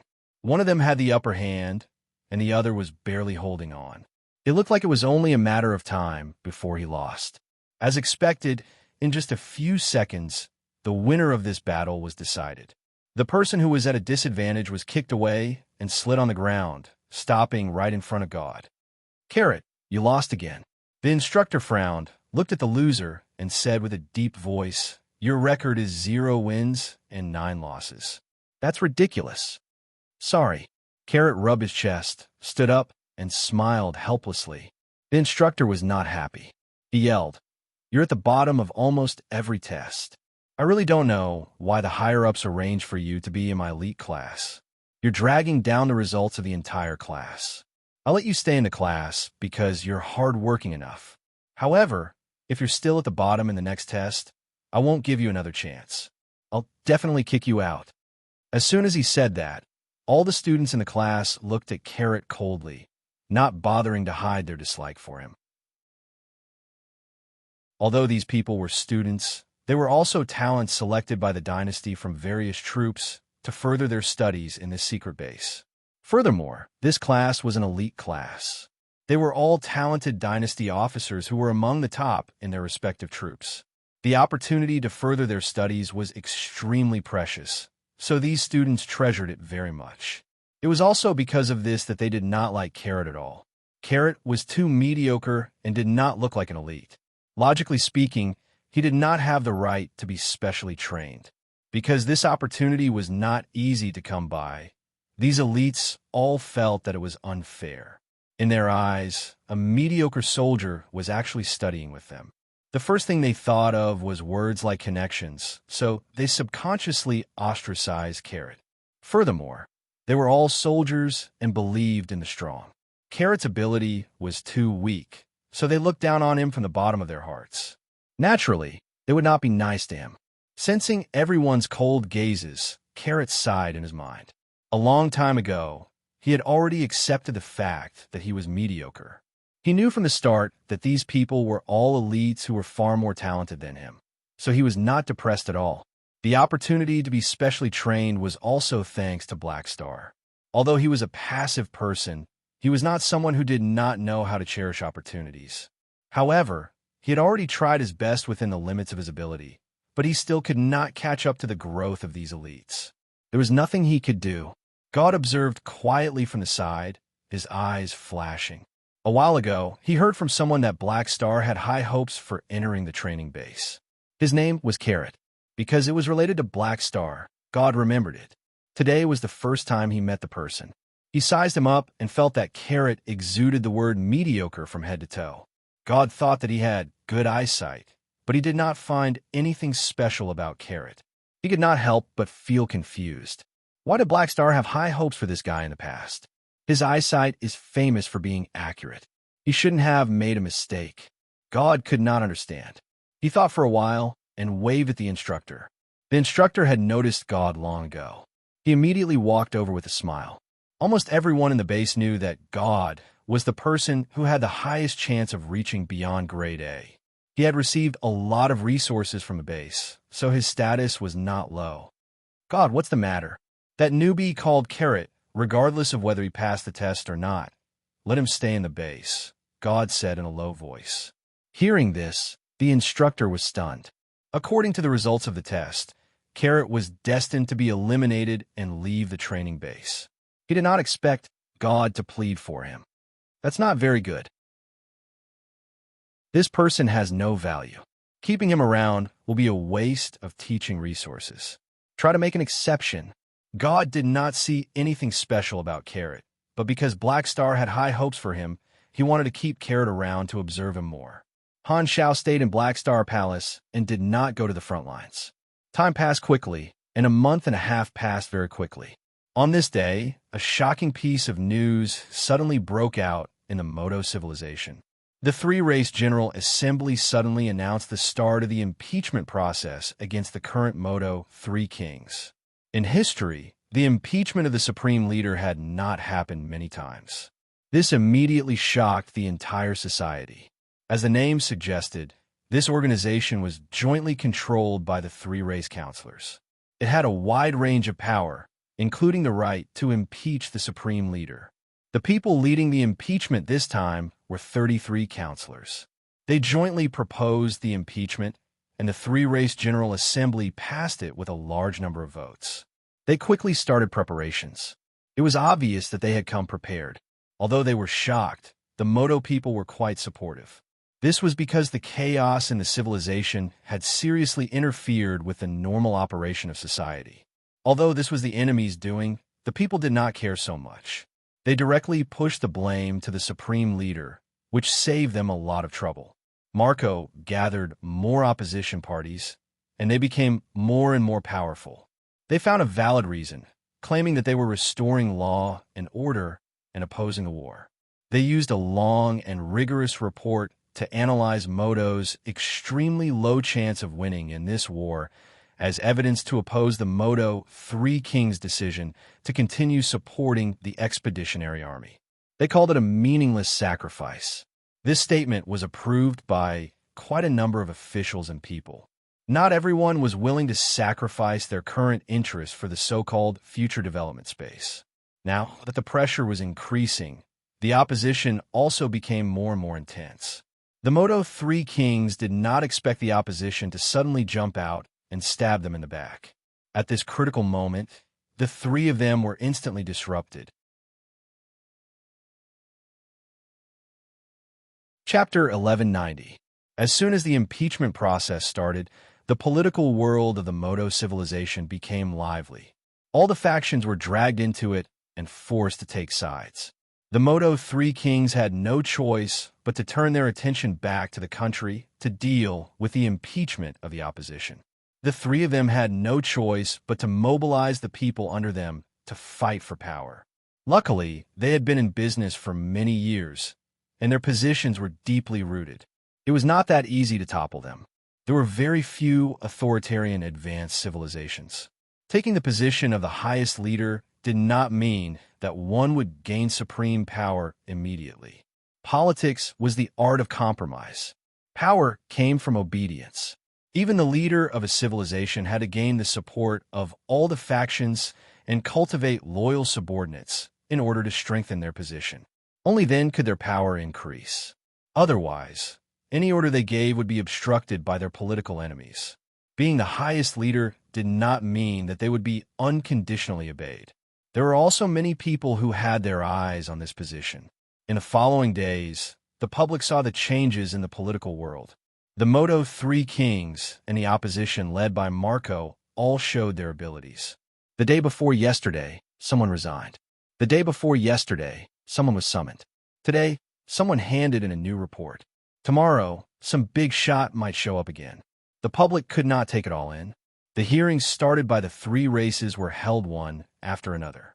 The opposition presented a lot of evidence, turning some secrets that were not supposed to be known to the public into evidence, causing an uproar among the public time and time again. The Cundy race incident was one of them. The opposition summoned key witnesses and asked them to provide the signatures of the Moto three kings who agreed to this battle plan. They also used evidence to prove that Black Star was targeting Moto because of the Cundy race incident. Therefore, they came to the conclusion that the Moto three kings provoked Black Star for the civilization and were the culprit behind Moto's current predicament. The opposition used this as evidence and criticized the Moto three kings for making the wrong decision. They believed that the current Moto three kings were not capable enough to continue being the leader of the civilization. There was a lot of similar evidence. The opposition threw out some of the shameful things and blamed them all on the Moto three kings. They emphasized to the Tri-Species General Assembly that the Moto three kings were not capable enough and suggested a change. This wasn't an unjust accusation. As the highest leader, even if the plan wasn't thought up by the three kings, it still needed the signatures of the three kings before it could be carried out. He could only take the blame for this. The endless accusations and smears made the situation more and more unfavorable for the three kings of Moto. However, the three kings' positions were not so easily shaken. Their relationships were complicated. Many factions, including the military, were strong supporters. These factions all had their own representatives in the General Assembly of the three species. They worked together to stop the impeachment process, which was very effective. The military was a firm supporter of the war. They led more senior officials.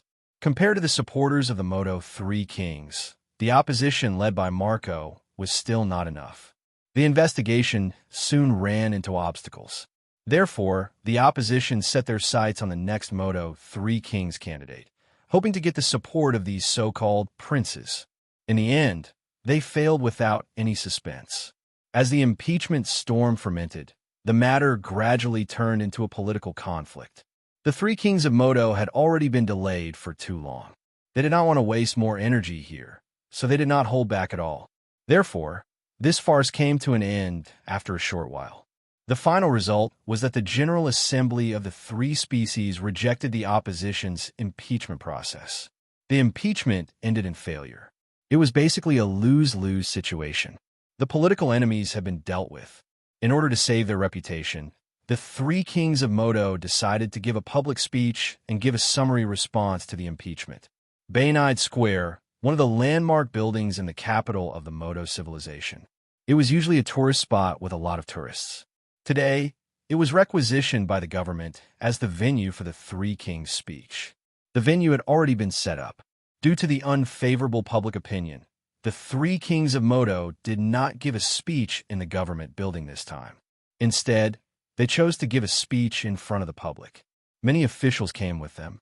The selected audience filled the square, creating a scene where the senior officials were very close to the public.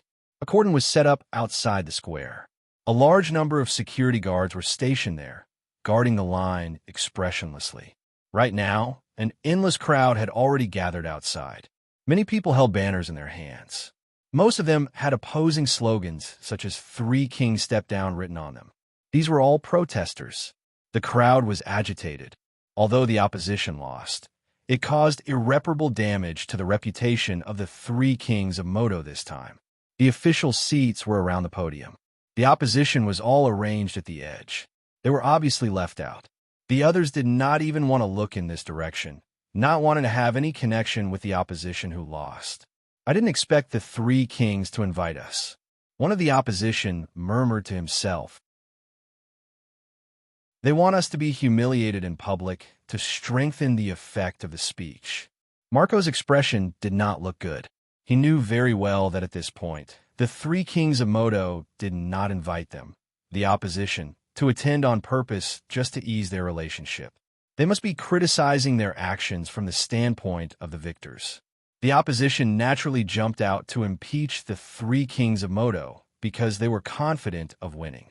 However, they lost in the end. All their trump cards were neutralized. and some witnesses changed their statements. Marco could only say that he was not as good as them. In fact, there was still some opposition who did not jump out. They did not dare to take the risk together. In order to change the development path of the civilization, Marco was willing to take the risk. However, in order to keep their positions, these hidden opposition dared not take any action even if they disagreed with the decision of the three kings of Modo. They just watched the army die meaninglessly. Although he lost, he also looked down on these cowards. After a while, the three kings of Modo arrived together.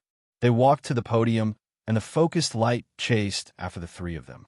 Warm applause immediately sounded in the square, as if it had been rehearsed, suppressing the curses of the countless onlookers outside the square. The three of them waved their arms at the same time, looked around at the audience, and smiled as a greeting. While the Modo three kings scanned the surroundings, their eyes purposely paused on where Marco and the other members of the opposition were before moving away. The camera then switched to the members of the opposition, recording their expressionless or forced smiles. Humph! Marco clapped his hands and snorted inwardly. Of course, he understood the look that the three kings of Modo were giving him just now. They had the attitude of a victor, ready to settle the score with him later. The applause gradually stopped, and one of the three kings of Modo finally spoke loudly. My compatriots, Modo is a great civilization. We've been united since the exploration era, and generations of kings have led us to create development miracles one after another. After the opening speech, the three of them started reading according to the script. They directly mentioned the recent social unrest and impeachment, admitting that it was the influence of their own decision, but emphasizing that it was the enemy's scheme. They said, because Modo is on the right path, the enemy wants us to retreat, so they use all kinds of schemes to make us fear them. The three of them also explained why they kept sending troops to the flickering world, saying that the reason for this decision was for the future of the civilization, and so on. In a long speech, the three kings refuted and explained the impeachment project one by one, trying to save their own reputation and that of the government. What the three kings of Modo said was reasonable. There was applause from time to time. Some onlookers were gradually convinced, and the number of protesters decreased. Other than the reporters, countless onlookers were also recording the speech. In the crowd outside the cordon of the square, a tall and thin man held his multifunctional communication terminal up high to record the speech. He looked like an ordinary person, but in fact, he was one of the Radiant Federation's secret informants responsible for collecting intelligence. He was sent here today to record first-hand footage. The opposition failed, but the three kings of Modo are also greatly weakened. That's good news, this informant mumbled to himself as he worked. He had already finished what he wanted to see. Now that the dust had settled, there was nothing else to be found. Now, he could only wait for the winner's declaration. This informant did not think that he would be able to find anything valuable. He was only here to join in the fun because it was his duty. However, at this moment, a flash of light appeared in the corner of his eyes. This informant turned around subconsciously. He looked through the crowd and saw a faint light on the back of a hooded man's hand. It seemed like some mark was glowing. The next moment, a sharp golden light suddenly flashed across his vision and shot out like lightning. This informant turned around immediately and saw this light shoot toward one of the three kings of Modo who was giving a speech. Dang! A blue magic shield suddenly opened and blocked this light. The Beyond Grade, a defensive enchantment on the three kings of Modo, was activated. It could block many types of attacks. The speech was suddenly interrupted. The three kings of Modo realized what was happening and looked at the incoming attack in shock. It was a golden spear. It was Lodhair's weapon, the deity Assassinator. An assassin. The security guards around were shocked. The Calamity Grade bodyguards standing behind the three kings were shocked. They immediately used their abilities to protect the three kings. Although they reacted quickly, it was already too late. The Beyond Grade, a defensive enchantment with amazing resistance, only blocked the deity Assassinator for a second before it was penetrated instantly. The spear nailed one of the three kings to the ground. His face was still filled with shock. This sudden turn of events stunned everyone present. Someone tried to assassinate the three kings? After their brains finished analyzing this information, countless faces were filled with fear at the same time. Run. Murder. Call a doctor. Lock down the square immediately. No, lock down the entire planet. The next moment, chaos broke out. Both the audience inside and outside the venue fled in panic. The security guards yelled, protecting the remaining two kings as they left the venue while searching the venue. The officials were shocked and fled in a hurry under the protection of their bodyguards. The lively speech venue turned into a mess in the blink of an eye. Who sent this assassin? Crazy. Marco fled in panic with a face full of shock. Assassinating the highest leader of a civilization on the mother planet of a supercluster civilization was suicidal. This had not happened for many years. Even the three universal civilizations would not do it. Who would have thought it would happen so suddenly? The three kings of Modo usually stayed in the central government building. Today, they were giving a public speech, so it became a perfect opportunity. The most unbelievable thing was that the assassin actually succeeded. The beyond grade defensive enchantments on the three kings were like paper. In the chaotic crowd, the intelligence agent of the Radiant Federation opened his eyes wide. He turned around, trying to find the hooded man, but the other party had already disappeared. Where did this fierce person come from? This is a completely suicidal attack. There's no way he can escape from the mother planet of Modo. The intelligence agent's face twitched. His eyes were filled with disbelief. He did not expect to see such a huge piece of information with his own eyes. Almost in an instant, his professionalism made him keenly aware of the opportunity to take advantage of the situation. Chapter 1191. The news of one of the three kings of the Modo civilization being assassinated quickly spread throughout the entire galactic society. That night, one of the three kings was announced to be dead. This sudden change shocked the entire universe.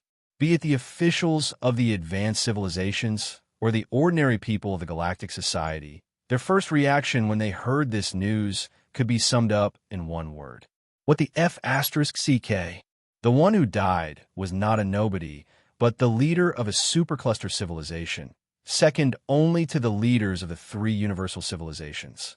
For someone of this status to be assassinated, it seemed to be something from the previous era in the eyes of the galactic residents. Who knew how long it had been since such shocking news happened? In the minds of ordinary people, it was impossible for the leaders of advanced civilizations to be assassinated.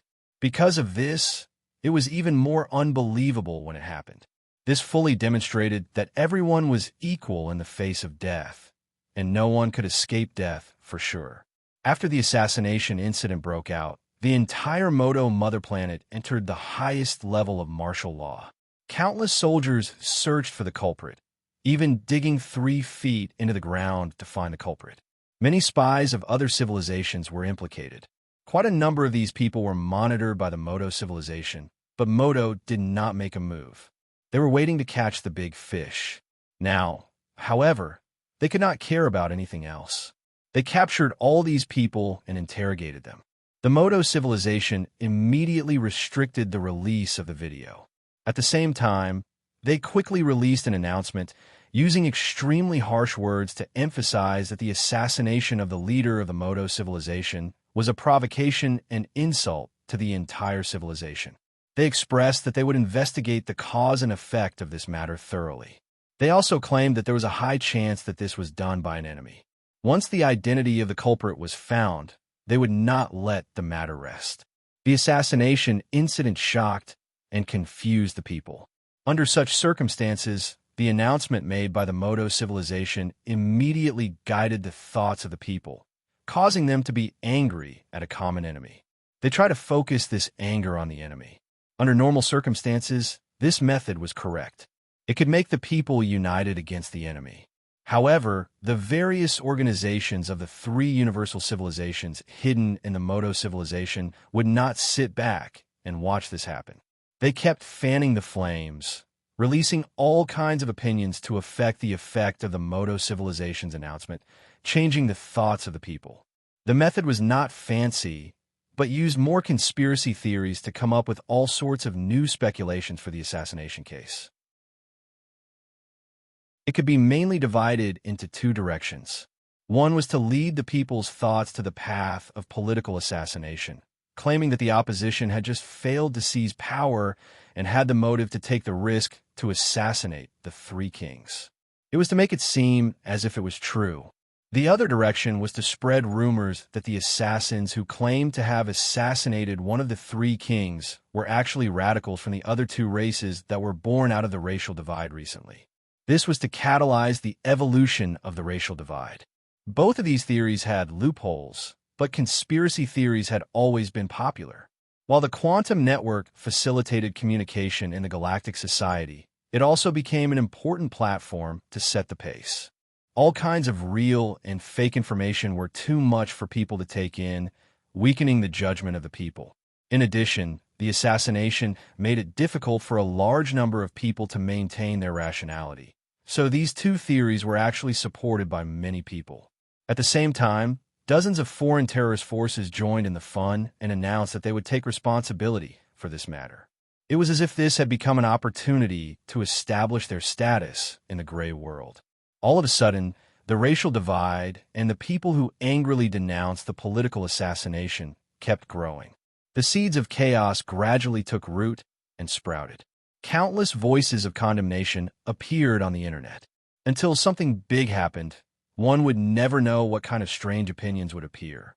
They could always break the worldview of the entire society time and time again. The Moto civilization was in a terrible state because of this assassination. They did not have the time to slowly deal with the public opinion. They could only take a tough approach and forbid the people from discussing these two possibilities. Although the upper echelons knew that this would cause a backlash, they could only choose the lesser of two evils and stop the rumors from spreading first. The assassination of the three kings had caused a huge uproar. Countless powers had turned their attention over, and a storm was brewing under everyone's watchful eyes. On the other hand, Han Xiao, who was far away in the flickering world, also received the news. What the F***CK? Someone tried to assassinate the three kings of Moto. Whose cutie is this? Han Xiao's eyes widened in shock. He had similar thoughts before, but he did not put them into action in the end, nor did he order his subordinates to carry out the assassination. The reason he did not do it was mainly because of his identity. He was now a hero created by the world order, so it was impossible for him to assassinate the leader of an advanced civilization. However, if someone else carried out the assassination, Han Xiao would be happy to see it happen. To him, it was like a fisherman taking advantage of a sandpiper and a clam fighting. He could roughly guess the various consequences of this. Whether the Moto civilization caught the murderer or not, they would have to give the results of the investigation. Even if they could not find out the truth, they would have to find a good scapegoat to resolve the social conflicts in the country and give the people a direction to vent their emotions. It all depended on what Moto chose to resolve this. If they wanted to minimize the problem, it would be the most convenient to push it to the terrorist organizations outside the country. If they wanted to cause trouble, both the three universal civilizations and himself would be targeted. This way, Moto would have a new motive for the flickering war. They would continuously send out troops and occupy the high ground of public opinion. As for the truth, who knew what was going on? Because the Moto civilization prohibited the release of videos, he could not see the video of the assassination. However, he did not think the three universal civilizations were the murderers. There was no need for that at all.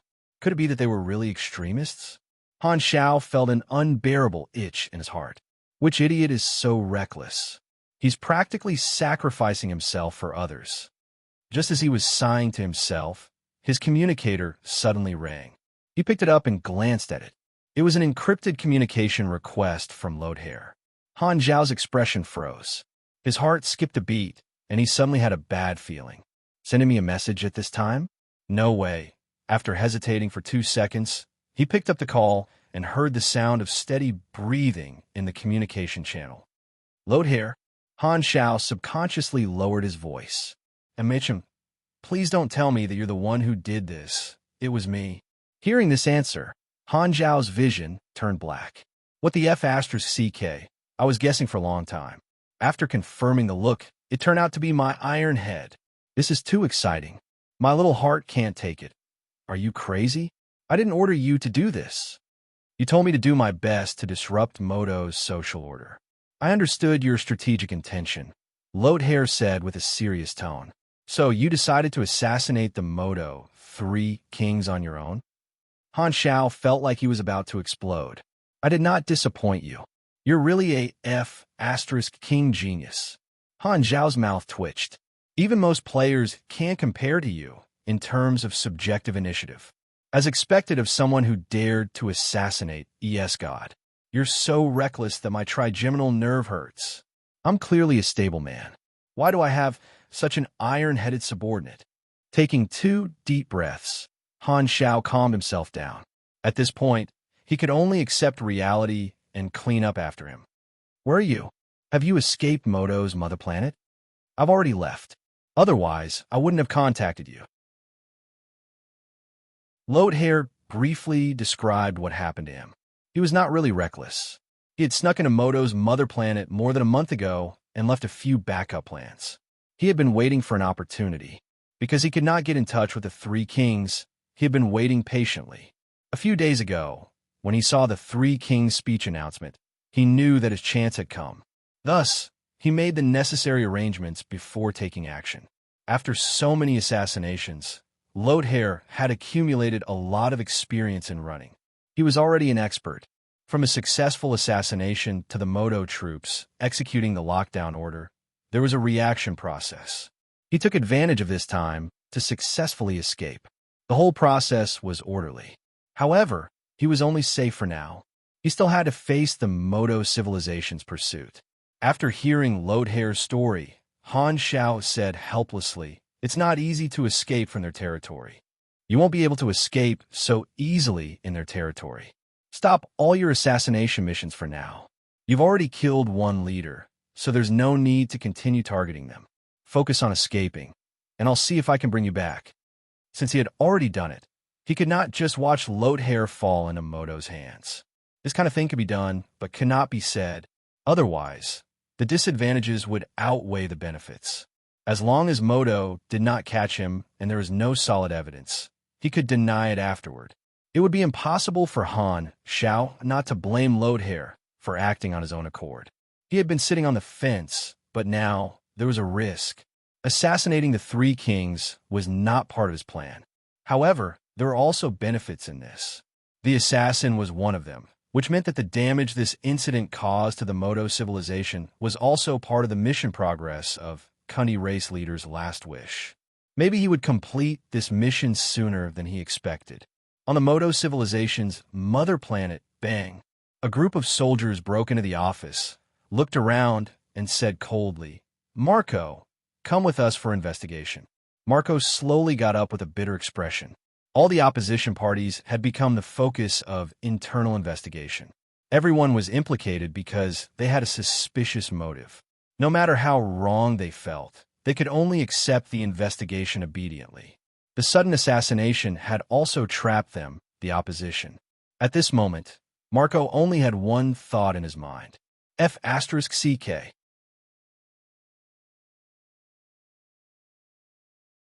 Chapter 1192. In the conference room with 3 times the security, the 2 kings of Moto and the upper echelons held an emergency meeting. Everyone present was someone who had seen the world, so they got over the shock very quickly. As soon as they recovered, they felt endless anger and fear. Did you find out who did it? The 2 kings of Moto were livid. Every time they thought back to that scene, they would feel fear. If it had not been their unlucky colleague who gave the speech, they might have been the ones who died, who dared to openly assassinate them, the leaders of their civilization. This was a challenge to the entire Moto civilization. The 2 of them were furious. We haven't caught the culprit yet, but the intelligence department has submitted the analysis report of the video and found a match in the database. A senior intelligence officer operated on the table with a serious expression. The next moment, a green virtual screen rose from the table in front of every officer, displaying the same document. The weapon used by the culprit is a golden spear. According to the data, the owner of this weapon is a highly wanted criminal with the code name Secret Thorn. The earliest record was during the Kundi race incident. This person committed many assassination cases back then and disappeared for more than 10 years. Recently, he became active in the country again and killed some elites of various industries. According to the analysis, Secret Thorn has the strength of a top calamity grade and is suspected to be at the level of a beyond grade A seed. The golden spear he used is a powerful enchanted weapon, but because there are too few observation records, we don't have much information. However, from this assassination case, we can infer that Secret Thorn, this weapon has extremely strong energy penetration and is extremely lethal to powerful targets. On the other hand, Secret Thorn might be a gang. It seems like many of the assassination cases committed by other people are related to him. We suspect that he formed an organization in the more than 10 years he disappeared. The assassinations targeting the Modo civilization were not all done by the Assassin Society. There were other organizations that were active in the dark. There were many enemies of advanced civilizations. Seeing that Modo was in chaos, some of them took advantage of the situation. Some of them were black market assassination organizations, and some were foreign terrorist organizations. There were also racial radicals and criminals who pretended to be assassins to commit crimes. The law and order of society were unstable, and the police were having a hard time. After the two kings of Modo finished reading the report, one of them yelled, "I'm more concerned about who ordered this assassin. Which power does he belong to?" The appearance of the secret assassin is obviously related to the Kundi race incident. Back then, the main parties involved were the Red Empire and their allies. Although we don't know which organization the assassin belongs to, he definitely has something to do with the Red Empire. He might be a soldier of the dynasty secretly nurtured, or he might be an officer of one of the dynasty's beyond grade A allies. So, this operation might be ordered by the Red Empire? The two kings of Modo looked uncertain. That's not necessarily. The intelligence officer thought about it and said with a deep voice, "The situation back then was different from now. More than 10 years ago, the Beyond Grade A Association had yet to be established, and the dynasty still had enough control over their Beyond Grade A allies. The assassination back then was indeed related to the dynasty, but the situation has changed now. We cannot rule out the possibility that this incident was a private action of the Beyond Grade As." Hearing this, everyone's expression changed. A figure subconsciously appeared in their minds. Could it be Black Star? The Modo two kings were shocked and furious. Although the Red Empire was a gangster, the risk of assassinating the leader of an advanced civilization was far greater than the benefits. There was basically no reason for them to do so. After thinking about it, it seemed like only Black Star, who had a deep grudge against them, had such a motive. Black Star. He gained the upper hand in the flickering war and made us suffer a lot. But does that make him think he could do whatever he wants? How dare he do such a thing? He's too arrogant. Modo will never let him go. The two kings of Modo were furious. This way, they had one more goal in the flickering war. Not only was it for the future of the civilization, but it was also to make Black Star pay with his life. The two of them believed that after this incident, the entire civilization would be united against a common enemy. However, this time, one of the upper echelons hesitated and objected. But I don't think that's right. What's Black Star doing this for? Is it just a momentary revenge? That doesn't make sense. He's a person who prioritizes his own interests. He gained the upper hand in the flickering world and took the initiative. To be honest, he could have surrounded the enemy and made us suffer again and again. There's no need for him to assassinate the leader of a civilization. Doing so would even bring him risks. If he's exposed, the hero image that the three universal civilizations created for him will be heavily damaged, and he'll fall into a passive position. Black Star doesn't look like someone who would make such a rash decision. After hearing this, the upper echelons present frowned, shocked and doubtful. Makes sense. Black Star wouldn't do something meaningless. If the assassination was his idea, He must have done it to achieve some goal. What goal could it be? The room quieted down. Everyone frowned as they racked their brains, trying to come up with a solution. After more than 10 seconds, an intelligence officer's eyes sparkled. He stood up and said, "I think I understand Black Star's plan." "Oh, hurry up and tell us." Everyone's eyes immediately gathered on him. This intelligence officer's eyes flickered, and his tone was firm. "Black Star is doing this to prevent us from surrendering." Everyone tilted their heads in unison, a big question mark popping up in their heads. "You explain." The two kings of Moto frowned. "My guess is this. Black Star knows that we know very well that Moto has no chance of breaking out of this situation in his hands. He's afraid that we'll give up on the flickering war and withdraw the expeditionary army. This way, he won't be able to continue attacking the enemy. Therefore, in order to prevent us from retreating, he secretly ordered the assassins to do this, publicly provoking the face of the entire Moto civilization. It's because he predicted our reaction in advance. Whether the assassins are his people or not, we'll definitely suspect him. Then, because we're enemies, he thinks that there's a high chance that we'll publicly claim that Black Star is the mastermind and damage his reputation in this way. This way, we'll fulfill his wish. Once we claim that Black Star is the mastermind, under the eyes of the entire universe, we'll have to pursue the matter to the end. We can't withdraw the expeditionary army easily. Instead, we'll have to keep sending in more troops. Otherwise, the outside world will think that we're giving in. As an advanced civilization whose leader was assassinated, there's no way we will compromise. This way, Black Star has successfully maintained the situation and prevented us from retreating. He will continue to encircle our base and attack reinforcements, constantly chipping away at our troops. Everyone shuddered. They quickly thought back and realized that their thoughts were actually the same as this speculation. They could not help but feel chills down their spines. As expected, our reactions were all predicted by Black Star. Luckily, we predicted Black Star's prediction. One of the two kings of Moto shook his head and said, No, Black Star knows that we'll accuse him. Isn't he afraid of losing his reputation?" "I think he might not be afraid." An official pondered and said, "If we don't catch the culprit and have no evidence with Black Star's heroic image, who will the outside world believe? Even if we have evidence, Black Star can still deny it and say that we're framing him. Plus, his heroic image was specially created by the three universal civilizations. Although Black Star enjoys the benefits, he's also bound by his reputation. If he can get rid of it, Black Star won't lose anything. The three universal civilizations might be more anxious than him." As soon as he said that, many people nodded and felt that it made sense. The two kings of Moto suppressed their anger and said, "Then, if Black Star really did it, not only will we not pursue the matter, but we'll even help him cover it up? Impossible. Don't even think about it."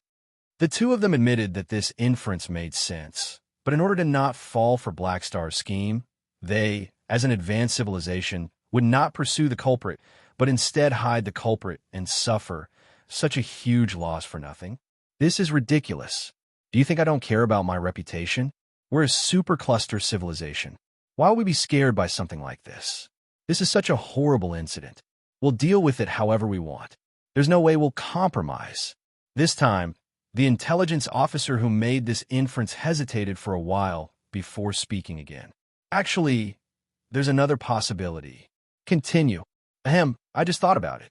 What if a third party predicted our reaction based on our grudge with Black Star? So they sent someone to pretend to be a secret assassin or bribed this assassin and deliberately assassinated Black Star in front of everyone, causing a huge commotion and framing Black Star, deepening our grudge with Black Star. Would that be the case? Hearing this, everyone was shocked. There were many examples of third parties instigating conflicts in history. This inference was completely possible. Who would do such a thing? Needless to say, it could be Moto's enemy, or it could be Black Star's enemy.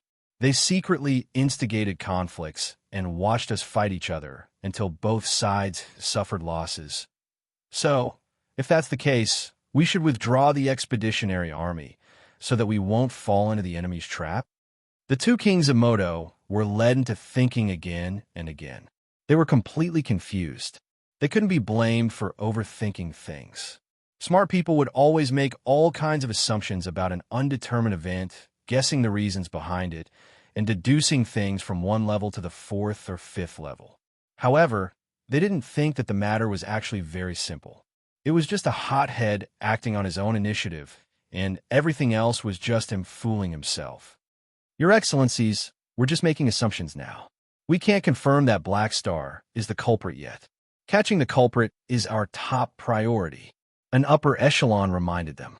The two kings of Moto came back to their senses, nodded heavily, and shouted, "Yes, that's right.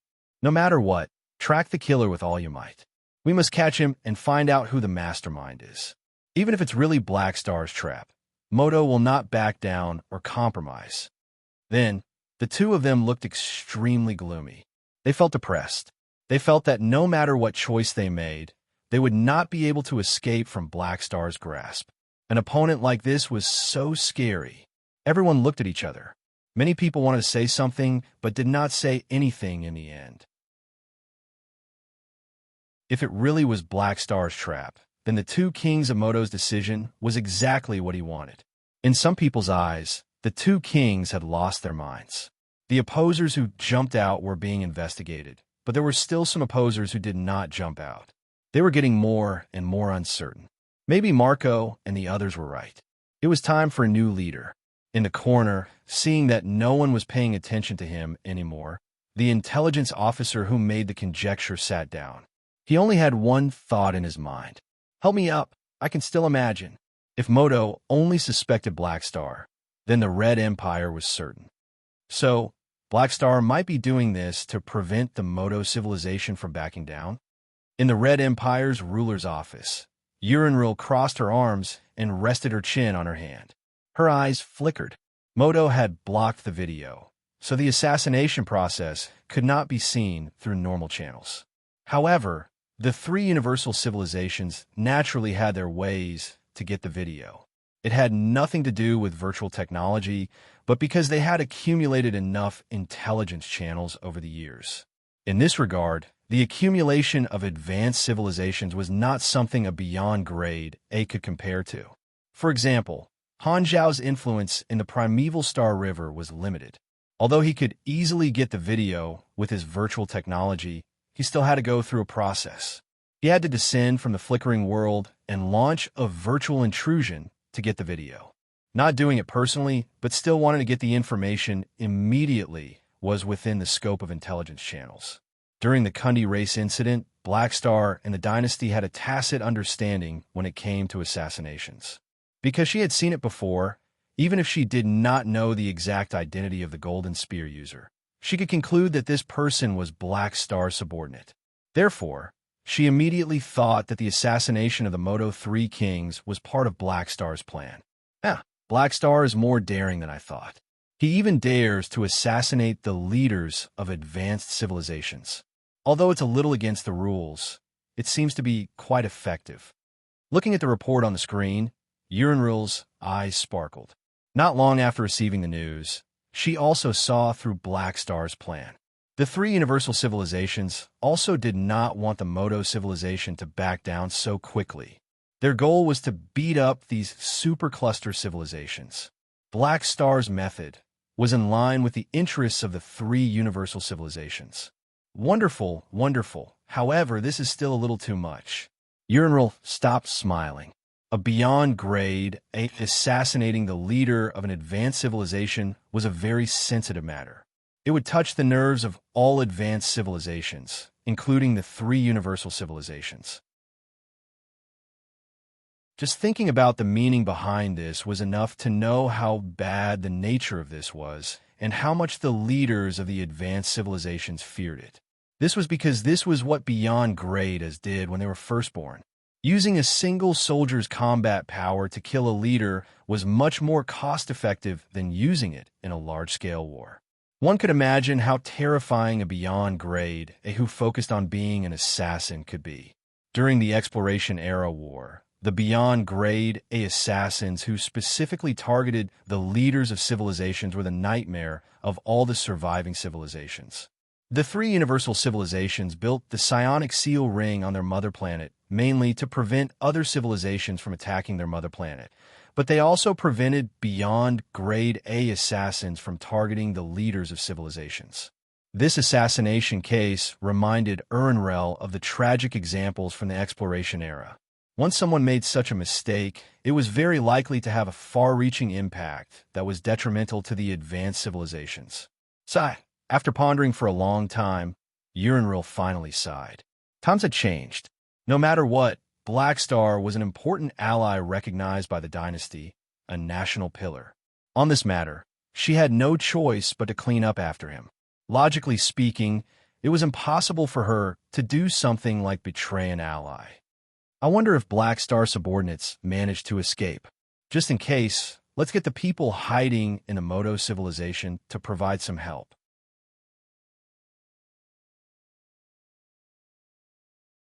Chapter 1193. You have triggered the mission, Escape. Mission Introduction. Your comrade Lothair succeeded in assassinating the leader of the Moto civilization and is being hunted down. He is trying to escape from the Moto civilization and needs help. Mission requirements. Help Lothair escape from the Moto civilization. Reward. 800 million experience. 2 random rewards. 1 chance to draw Lothair's ability. Milestone Civilization Leader Assassin. Remarks. Minus 3,000 Moto Civilization favorability if you accept this mission. The mission only appeared now. On the other side, Han Xiao, who was in Black Star Palace, suddenly received a notification on the interface, which surprised and confused him. Glancing at the mission introduction, Han Xiao accepted it without hesitation. His favorability with the Moto civilization had already reached the core of the planet, so there was no room for it to go any lower. Saving Lothair was something he was destined to do, so it was naturally a good thing to have an additional reward. He was just curious as to why the mission did not appear when he was chatting with Lothair and only triggered when he made the necessary arrangements. I've made all the necessary arrangements. I wonder if I can save Lothair. Han Xiao shook his head. He was not 100% confident. Pessimistically, the success rate was only about 95%. Ever since he became the consultant of the 3 universal civilizations, the Black Star Corps' branch construction had become much more convenient. They even had a branch in the primeval Star River. Although he could not build an intelligence network in the supercluster civilization in that star field, their armed forces were not bad. Han Xiao also left a lot of mechanical soldiers there, and even a king mechanical suit as insurance. After receiving Lothair's news, he immediately ordered his troops to sneak into Moto with the king and rescue Lothair. As long as they could connect, Lothair could use the king to get out of danger. As for the others in the Assassin Society, they could only work hard on their own.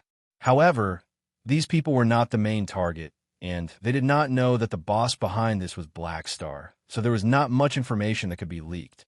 The King Mechanical Suit was the universal treasure and equipment that Han Xiao had built the most. Although it was expensive to build, ever since he obtained Billion Mecha Empire, Manison, the success rate of building gold equipment had greatly increased. He had to admit that the exclusive ability of the Mecha Empire was really useful. But the main reason was still money. Thinking back to when he had just entered the universe, he could not wait to spend 1 anus. Now he could not even be bothered to look at a business that was less than 50 million anus. Perhaps this is growth, Han Xiao thought to himself. Although saving Lothair was important, he did not plan to go there personally. The journey was long, and it was enough to let the local branch's mechanical army bring along the Lord's avatar. He had already made all the arrangements, and there was nothing else he could help with. At this moment, Han Xiao was sitting cross-legged 5 meters above the ground on the rooftop of the Black Star Palace's main base. There were dozens of circular mechanical devices of various sizes floating around him. From Han Xiao's point of view, every ring had 1 to hundreds of stars in it. Hazy light rays rose from the rings like a layer of energy filter, sifting out specks of light from nothingness and landing on the surface of Han Xiao's body. They melted and were absorbed by his skin. He had created this scene because he was practicing the Dragon Emperor star power absorption technique that Ames had given him. The circular devices beside him were training aids that he had created. They were called star power converters, and they could increase the effect of a single training session. Exhaling a breath that contained starlight, Han Xiao felt the energy flow in his body. His cells seemed to be wrapped in a layer of hazy starlight. He could not help but smack his lips in admiration. TSK, the effect of this energy training technique is even better than Heber's stellar furnace training technique. Aim's creative ability is not bad. She really gave me a surprise. No super would complain about having too much energy. Even the beyond grade, as with unlimited energy recovery, would not stop training their energy. Every increase in the upper limit was a widening of their limits. Han Xiao was no exception. He had always paid attention to this aspect and often searched for various energy training techniques. Originally, among all the energy training techniques, the one with the best effect was the Heber's stellar furnace training technique, which increased the upper limit of his energy by 16,750 points. However, its position was now replaced by the Dragon Emperor star power absorption technique. This energy training technique increased one's energy by 800 points, and the upper limit was 800 times. The effect of a single training session could increase one's energy by 30 points. In the most ideal situation, it could increase one's upper limit by close to 25,000 points.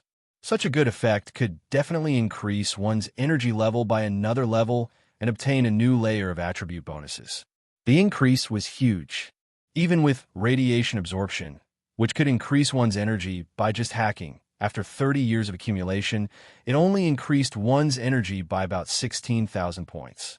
It did not exceed the Dragon Emperor star power absorption technique. However, the increase in his basic attributes was quite significant. So far, radiation absorption had accumulated a large amount of strength, agility, and endurance. Old Manison had once said that the strength of a mechanic came from their foundation. The longer they lived, the stronger they would be. This talent was the perfect interpretation of this sentence. After the single training session ended, Han Xiao put away the star power converter. As he went downstairs to his office, he opened the forums to take a look. There was still some time before the date of the battle, but almost all the guild alliances had responded. The impact was obvious. The sales of the army's faction store soared, and a bunch of army players finally stopped saving money and started buying to increase their strength. Han Zhao's efficiency of receiving experience in the past few days had skyrocketed. On the other hand, the preparations for the 4th Pro League had already begun. It had attracted a lot of attention and indirectly strengthened the player's desire to shop, giving him an assist before the end of the version. At this rate, not only will I be able to save enough experience to advance to level 340 by the end of version 4.0, but I'll also have quite a lot left. Han Xiao was quite satisfied. This time, a blonde figure walked out from the corner in front of him. When she saw Han Xiao, she was stunned for a second. Then, she went from jogging to sprinting, dribbling the ball into Han Zhao's arms like a swallow returning to the forest. "Uncle!" Aurora buried her head in Han Zhao's arms. "How old are you already, and you're still acting like a spoiled child in front of me?" Han Xiao ruffled Aurora's hair and pushed her away. "In front of you, I'll always be a child." Aurora giggled. She did have the right to say that. The abundant life energy allowed her to maintain the youthful feeling of a young girl. Han Xiao covered her head with his large hand and asked, "How's your progress?" "I think it's pretty fast." Aurora raised her hand and released a ball of life energy. The light seemed to be a little brighter. "Let me check." Nanoparticles surged on Han Zhao's fingertips, forming a metal needle. He pierced it into Aurora's arm, revealing her combat information. Her attributes were displayed. After taking a look, Han Xiao nodded with satisfaction. Ever since Aurora became the host of the Holy Light Particle, Han Xiao had hired a large number of employees to be in charge of cultivating the Holy Light seeds for Aurora to absorb and increase her strength. The effect was very obvious. The unique characteristic of the Life Esper ability allowed Aurora to have no bottlenecks. As long as she accumulated enough, she would be able to advance naturally. Thus, the method of harvesting leaks with the holy light particle was extremely suitable for her, allowing her to improve at a godly speed. With her current growth speed, Aurora would not need hundreds or thousands of years to advance to the beyond Grade A realm. This time would probably be shortened by percent. Not bad, not bad. I'm very satisfied with your progress. Keep up the good work. Now go and play. Han Xiao smiled. Humph, I'm doing serious things in the army, not playing. Don't always treat me like a child. Aurora wrinkled her nose unhappily, turned around, and ran away. Han Xiao. Just now, you said you'll always be a child, and now you're blaming me for treating you like a child. What's going on? Women's hearts are really fickle. It's even harder to understand than Manison's felon technology. Han Xiao shook his head and could not be bothered to chase after her. He turned around and returned to his office. As soon as he entered, his communicator rang. He opened it and saw that it was actually a call from Kasui. Han Xiao casually sat back on the throne, leaned back lazily, and answered the call. Yo, old Kasui, you rarely contact me. What's the matter today? Let me ask you, do you have time recently? Why are you asking me out? You can say that.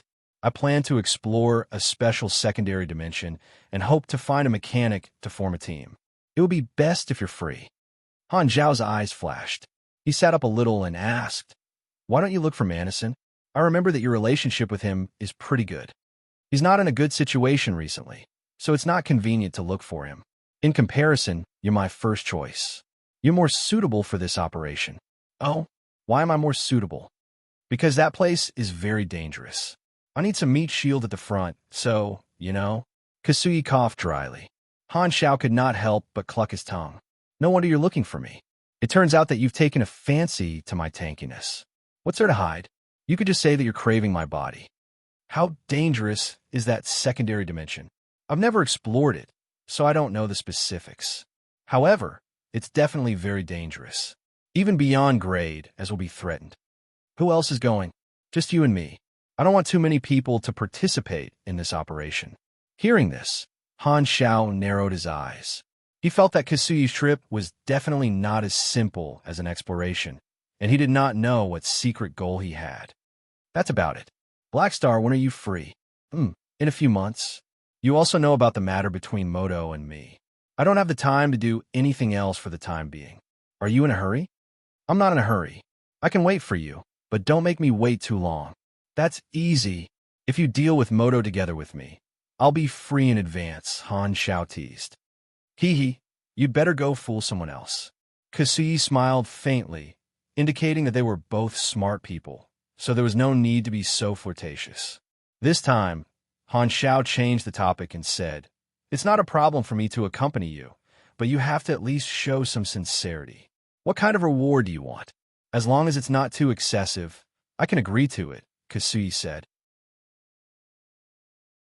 Now that you mention it so suddenly, I really don't know what to ask for. Can you make a few more requests? No, just one. Kasui's expression did not change. I haven't thought about it yet. Han Xiao shrugged.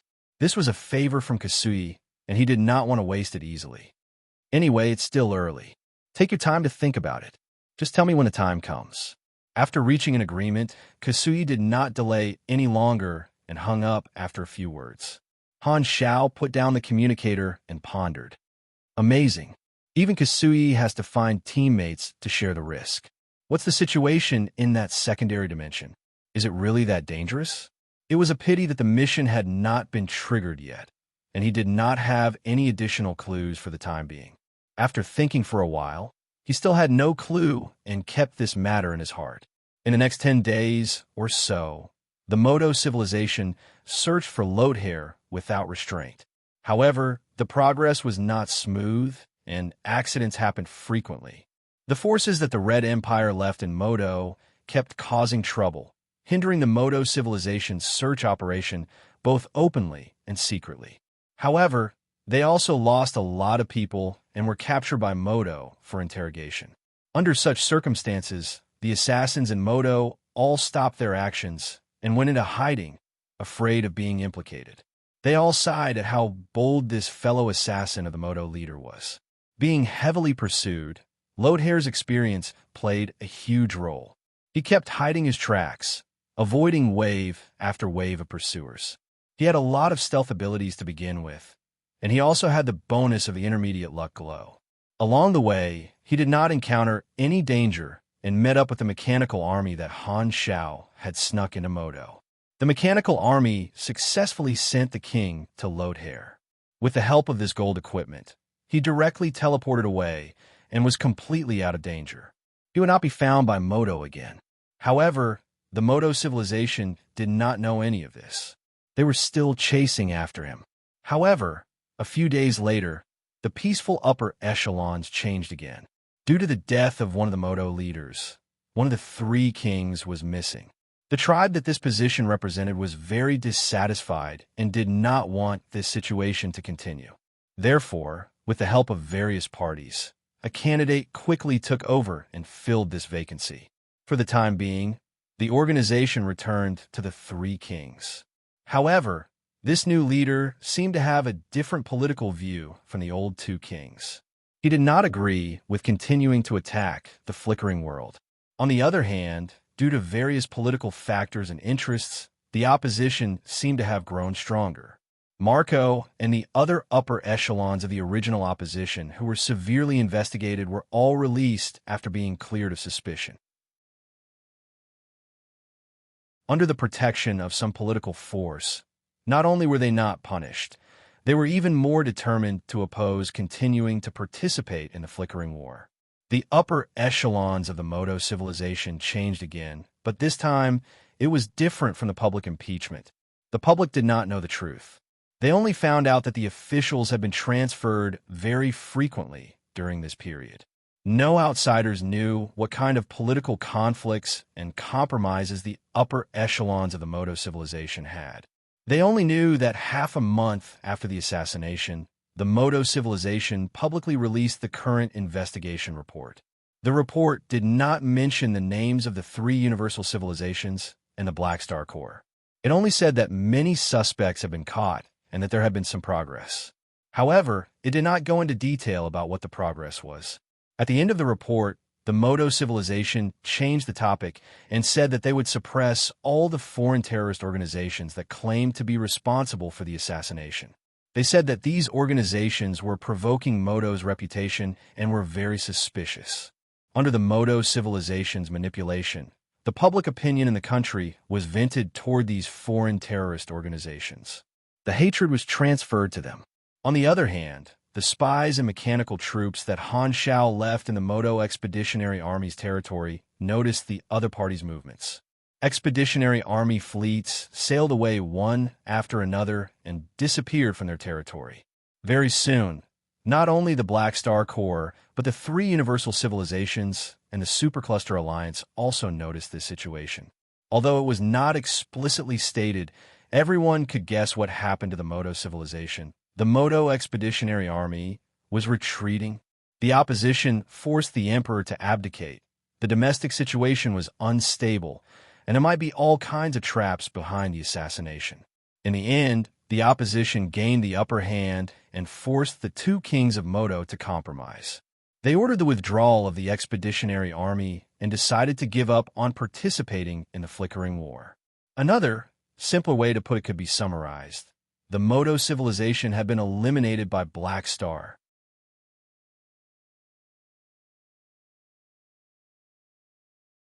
Chapter 1194. In the Army Commander's office in Black Star Palace, Lodehair's remote projection stood in the middle of the room. Han Shao walked around him, sizing him up and sighing from time to time. Young man, although you've successfully escaped this time, don't be too happy. I still have to settle the score with you. What instructions do you have? Lodehair accepted the lecture calmly. Han Shao stood in front of Lodehair, stood with his hands behind his back, and reprimanded him. Although the operation was successful, it was your own decision after all, so I had to help you deal with the aftermath. Those who didn't know would think you were the boss. You should have asked for my permission before taking action on such a huge matter. Got it? Definitely next time. Lodehair was a man of few words. Han Shao snorted, paused, and said, "The impact of this assassination is huge. The Modo civilization has given up on the flickering war to deal with internal affairs, so they won't let this go easily. Therefore, all the activities of the Assassin Society will be temporarily suspended. Go into hiding and wait until this is over before I allow you to come out again. How long do I have to wait? A few decades, Han Xiao said. You have to make good use of this time to train. Okay. Lodehair did not complain and agreed calmly. It just so happened that the huge impact of this assassination gave him a new understanding, and he wanted to digest this experience in peace. Assassinating the leader of an advanced civilization was undoubtedly a legendary event, bringing him subtle changes. It was like some kind of promotion opportunity, increasing the possibility of him reaching the beyond grade A level. However, Lodehair did not have an interface, so he could not know all of this clearly. He only had a vague feeling. After giving some more instructions, Han Xiao ended the communication. His purposefully serious face relaxed, and he smiled. This time, Lodehair had acted first and reported later, which gave him quite a fright. However, the result was very good.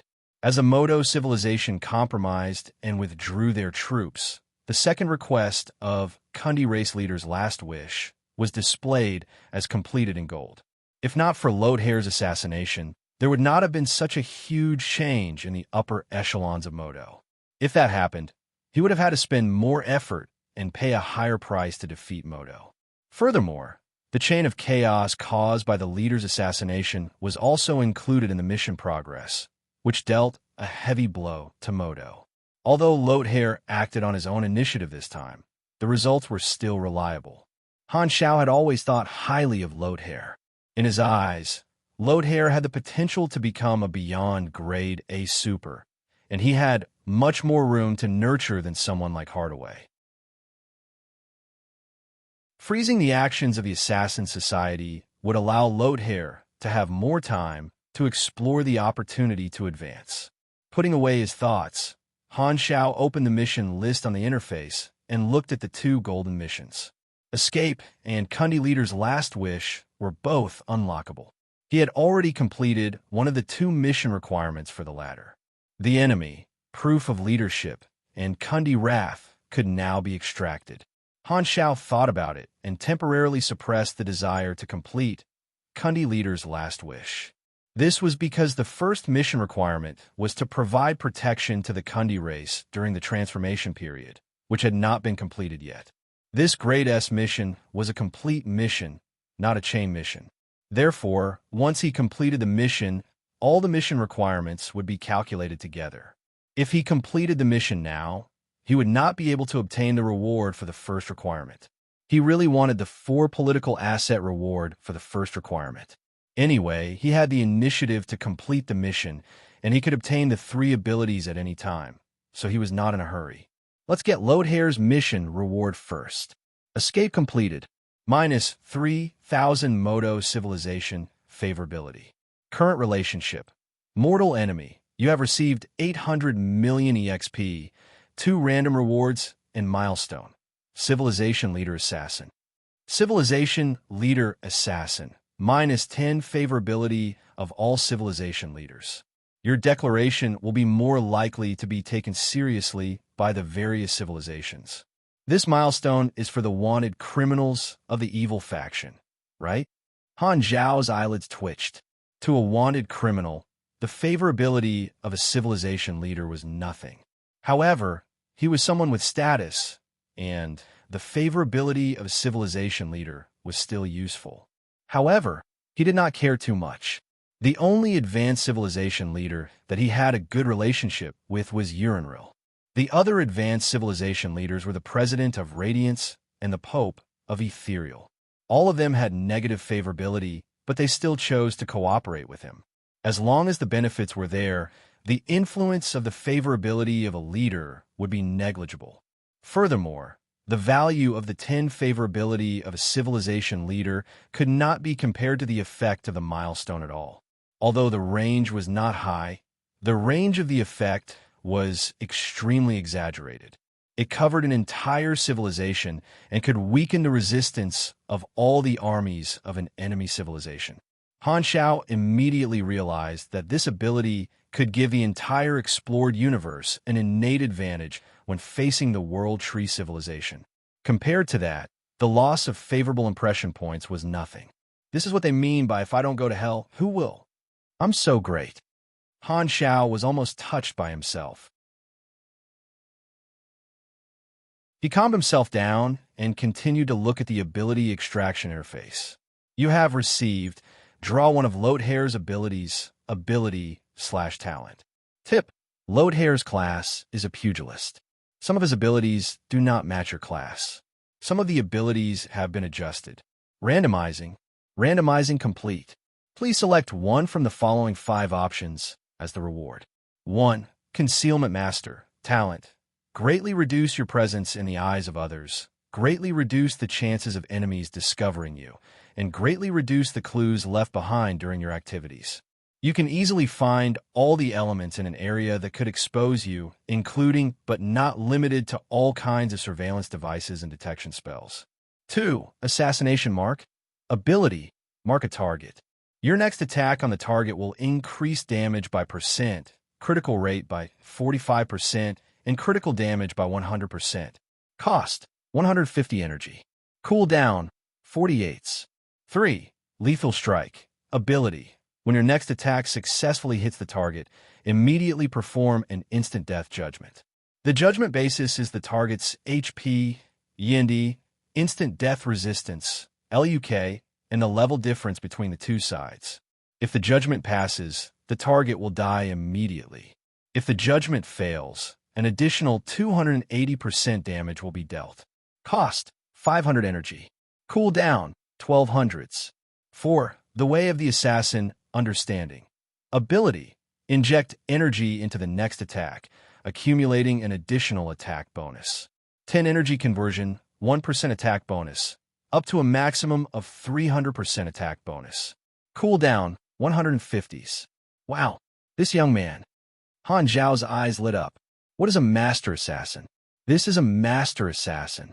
All these years, Loathair was not around, so Han Xiao had not looked at his interface for a long time.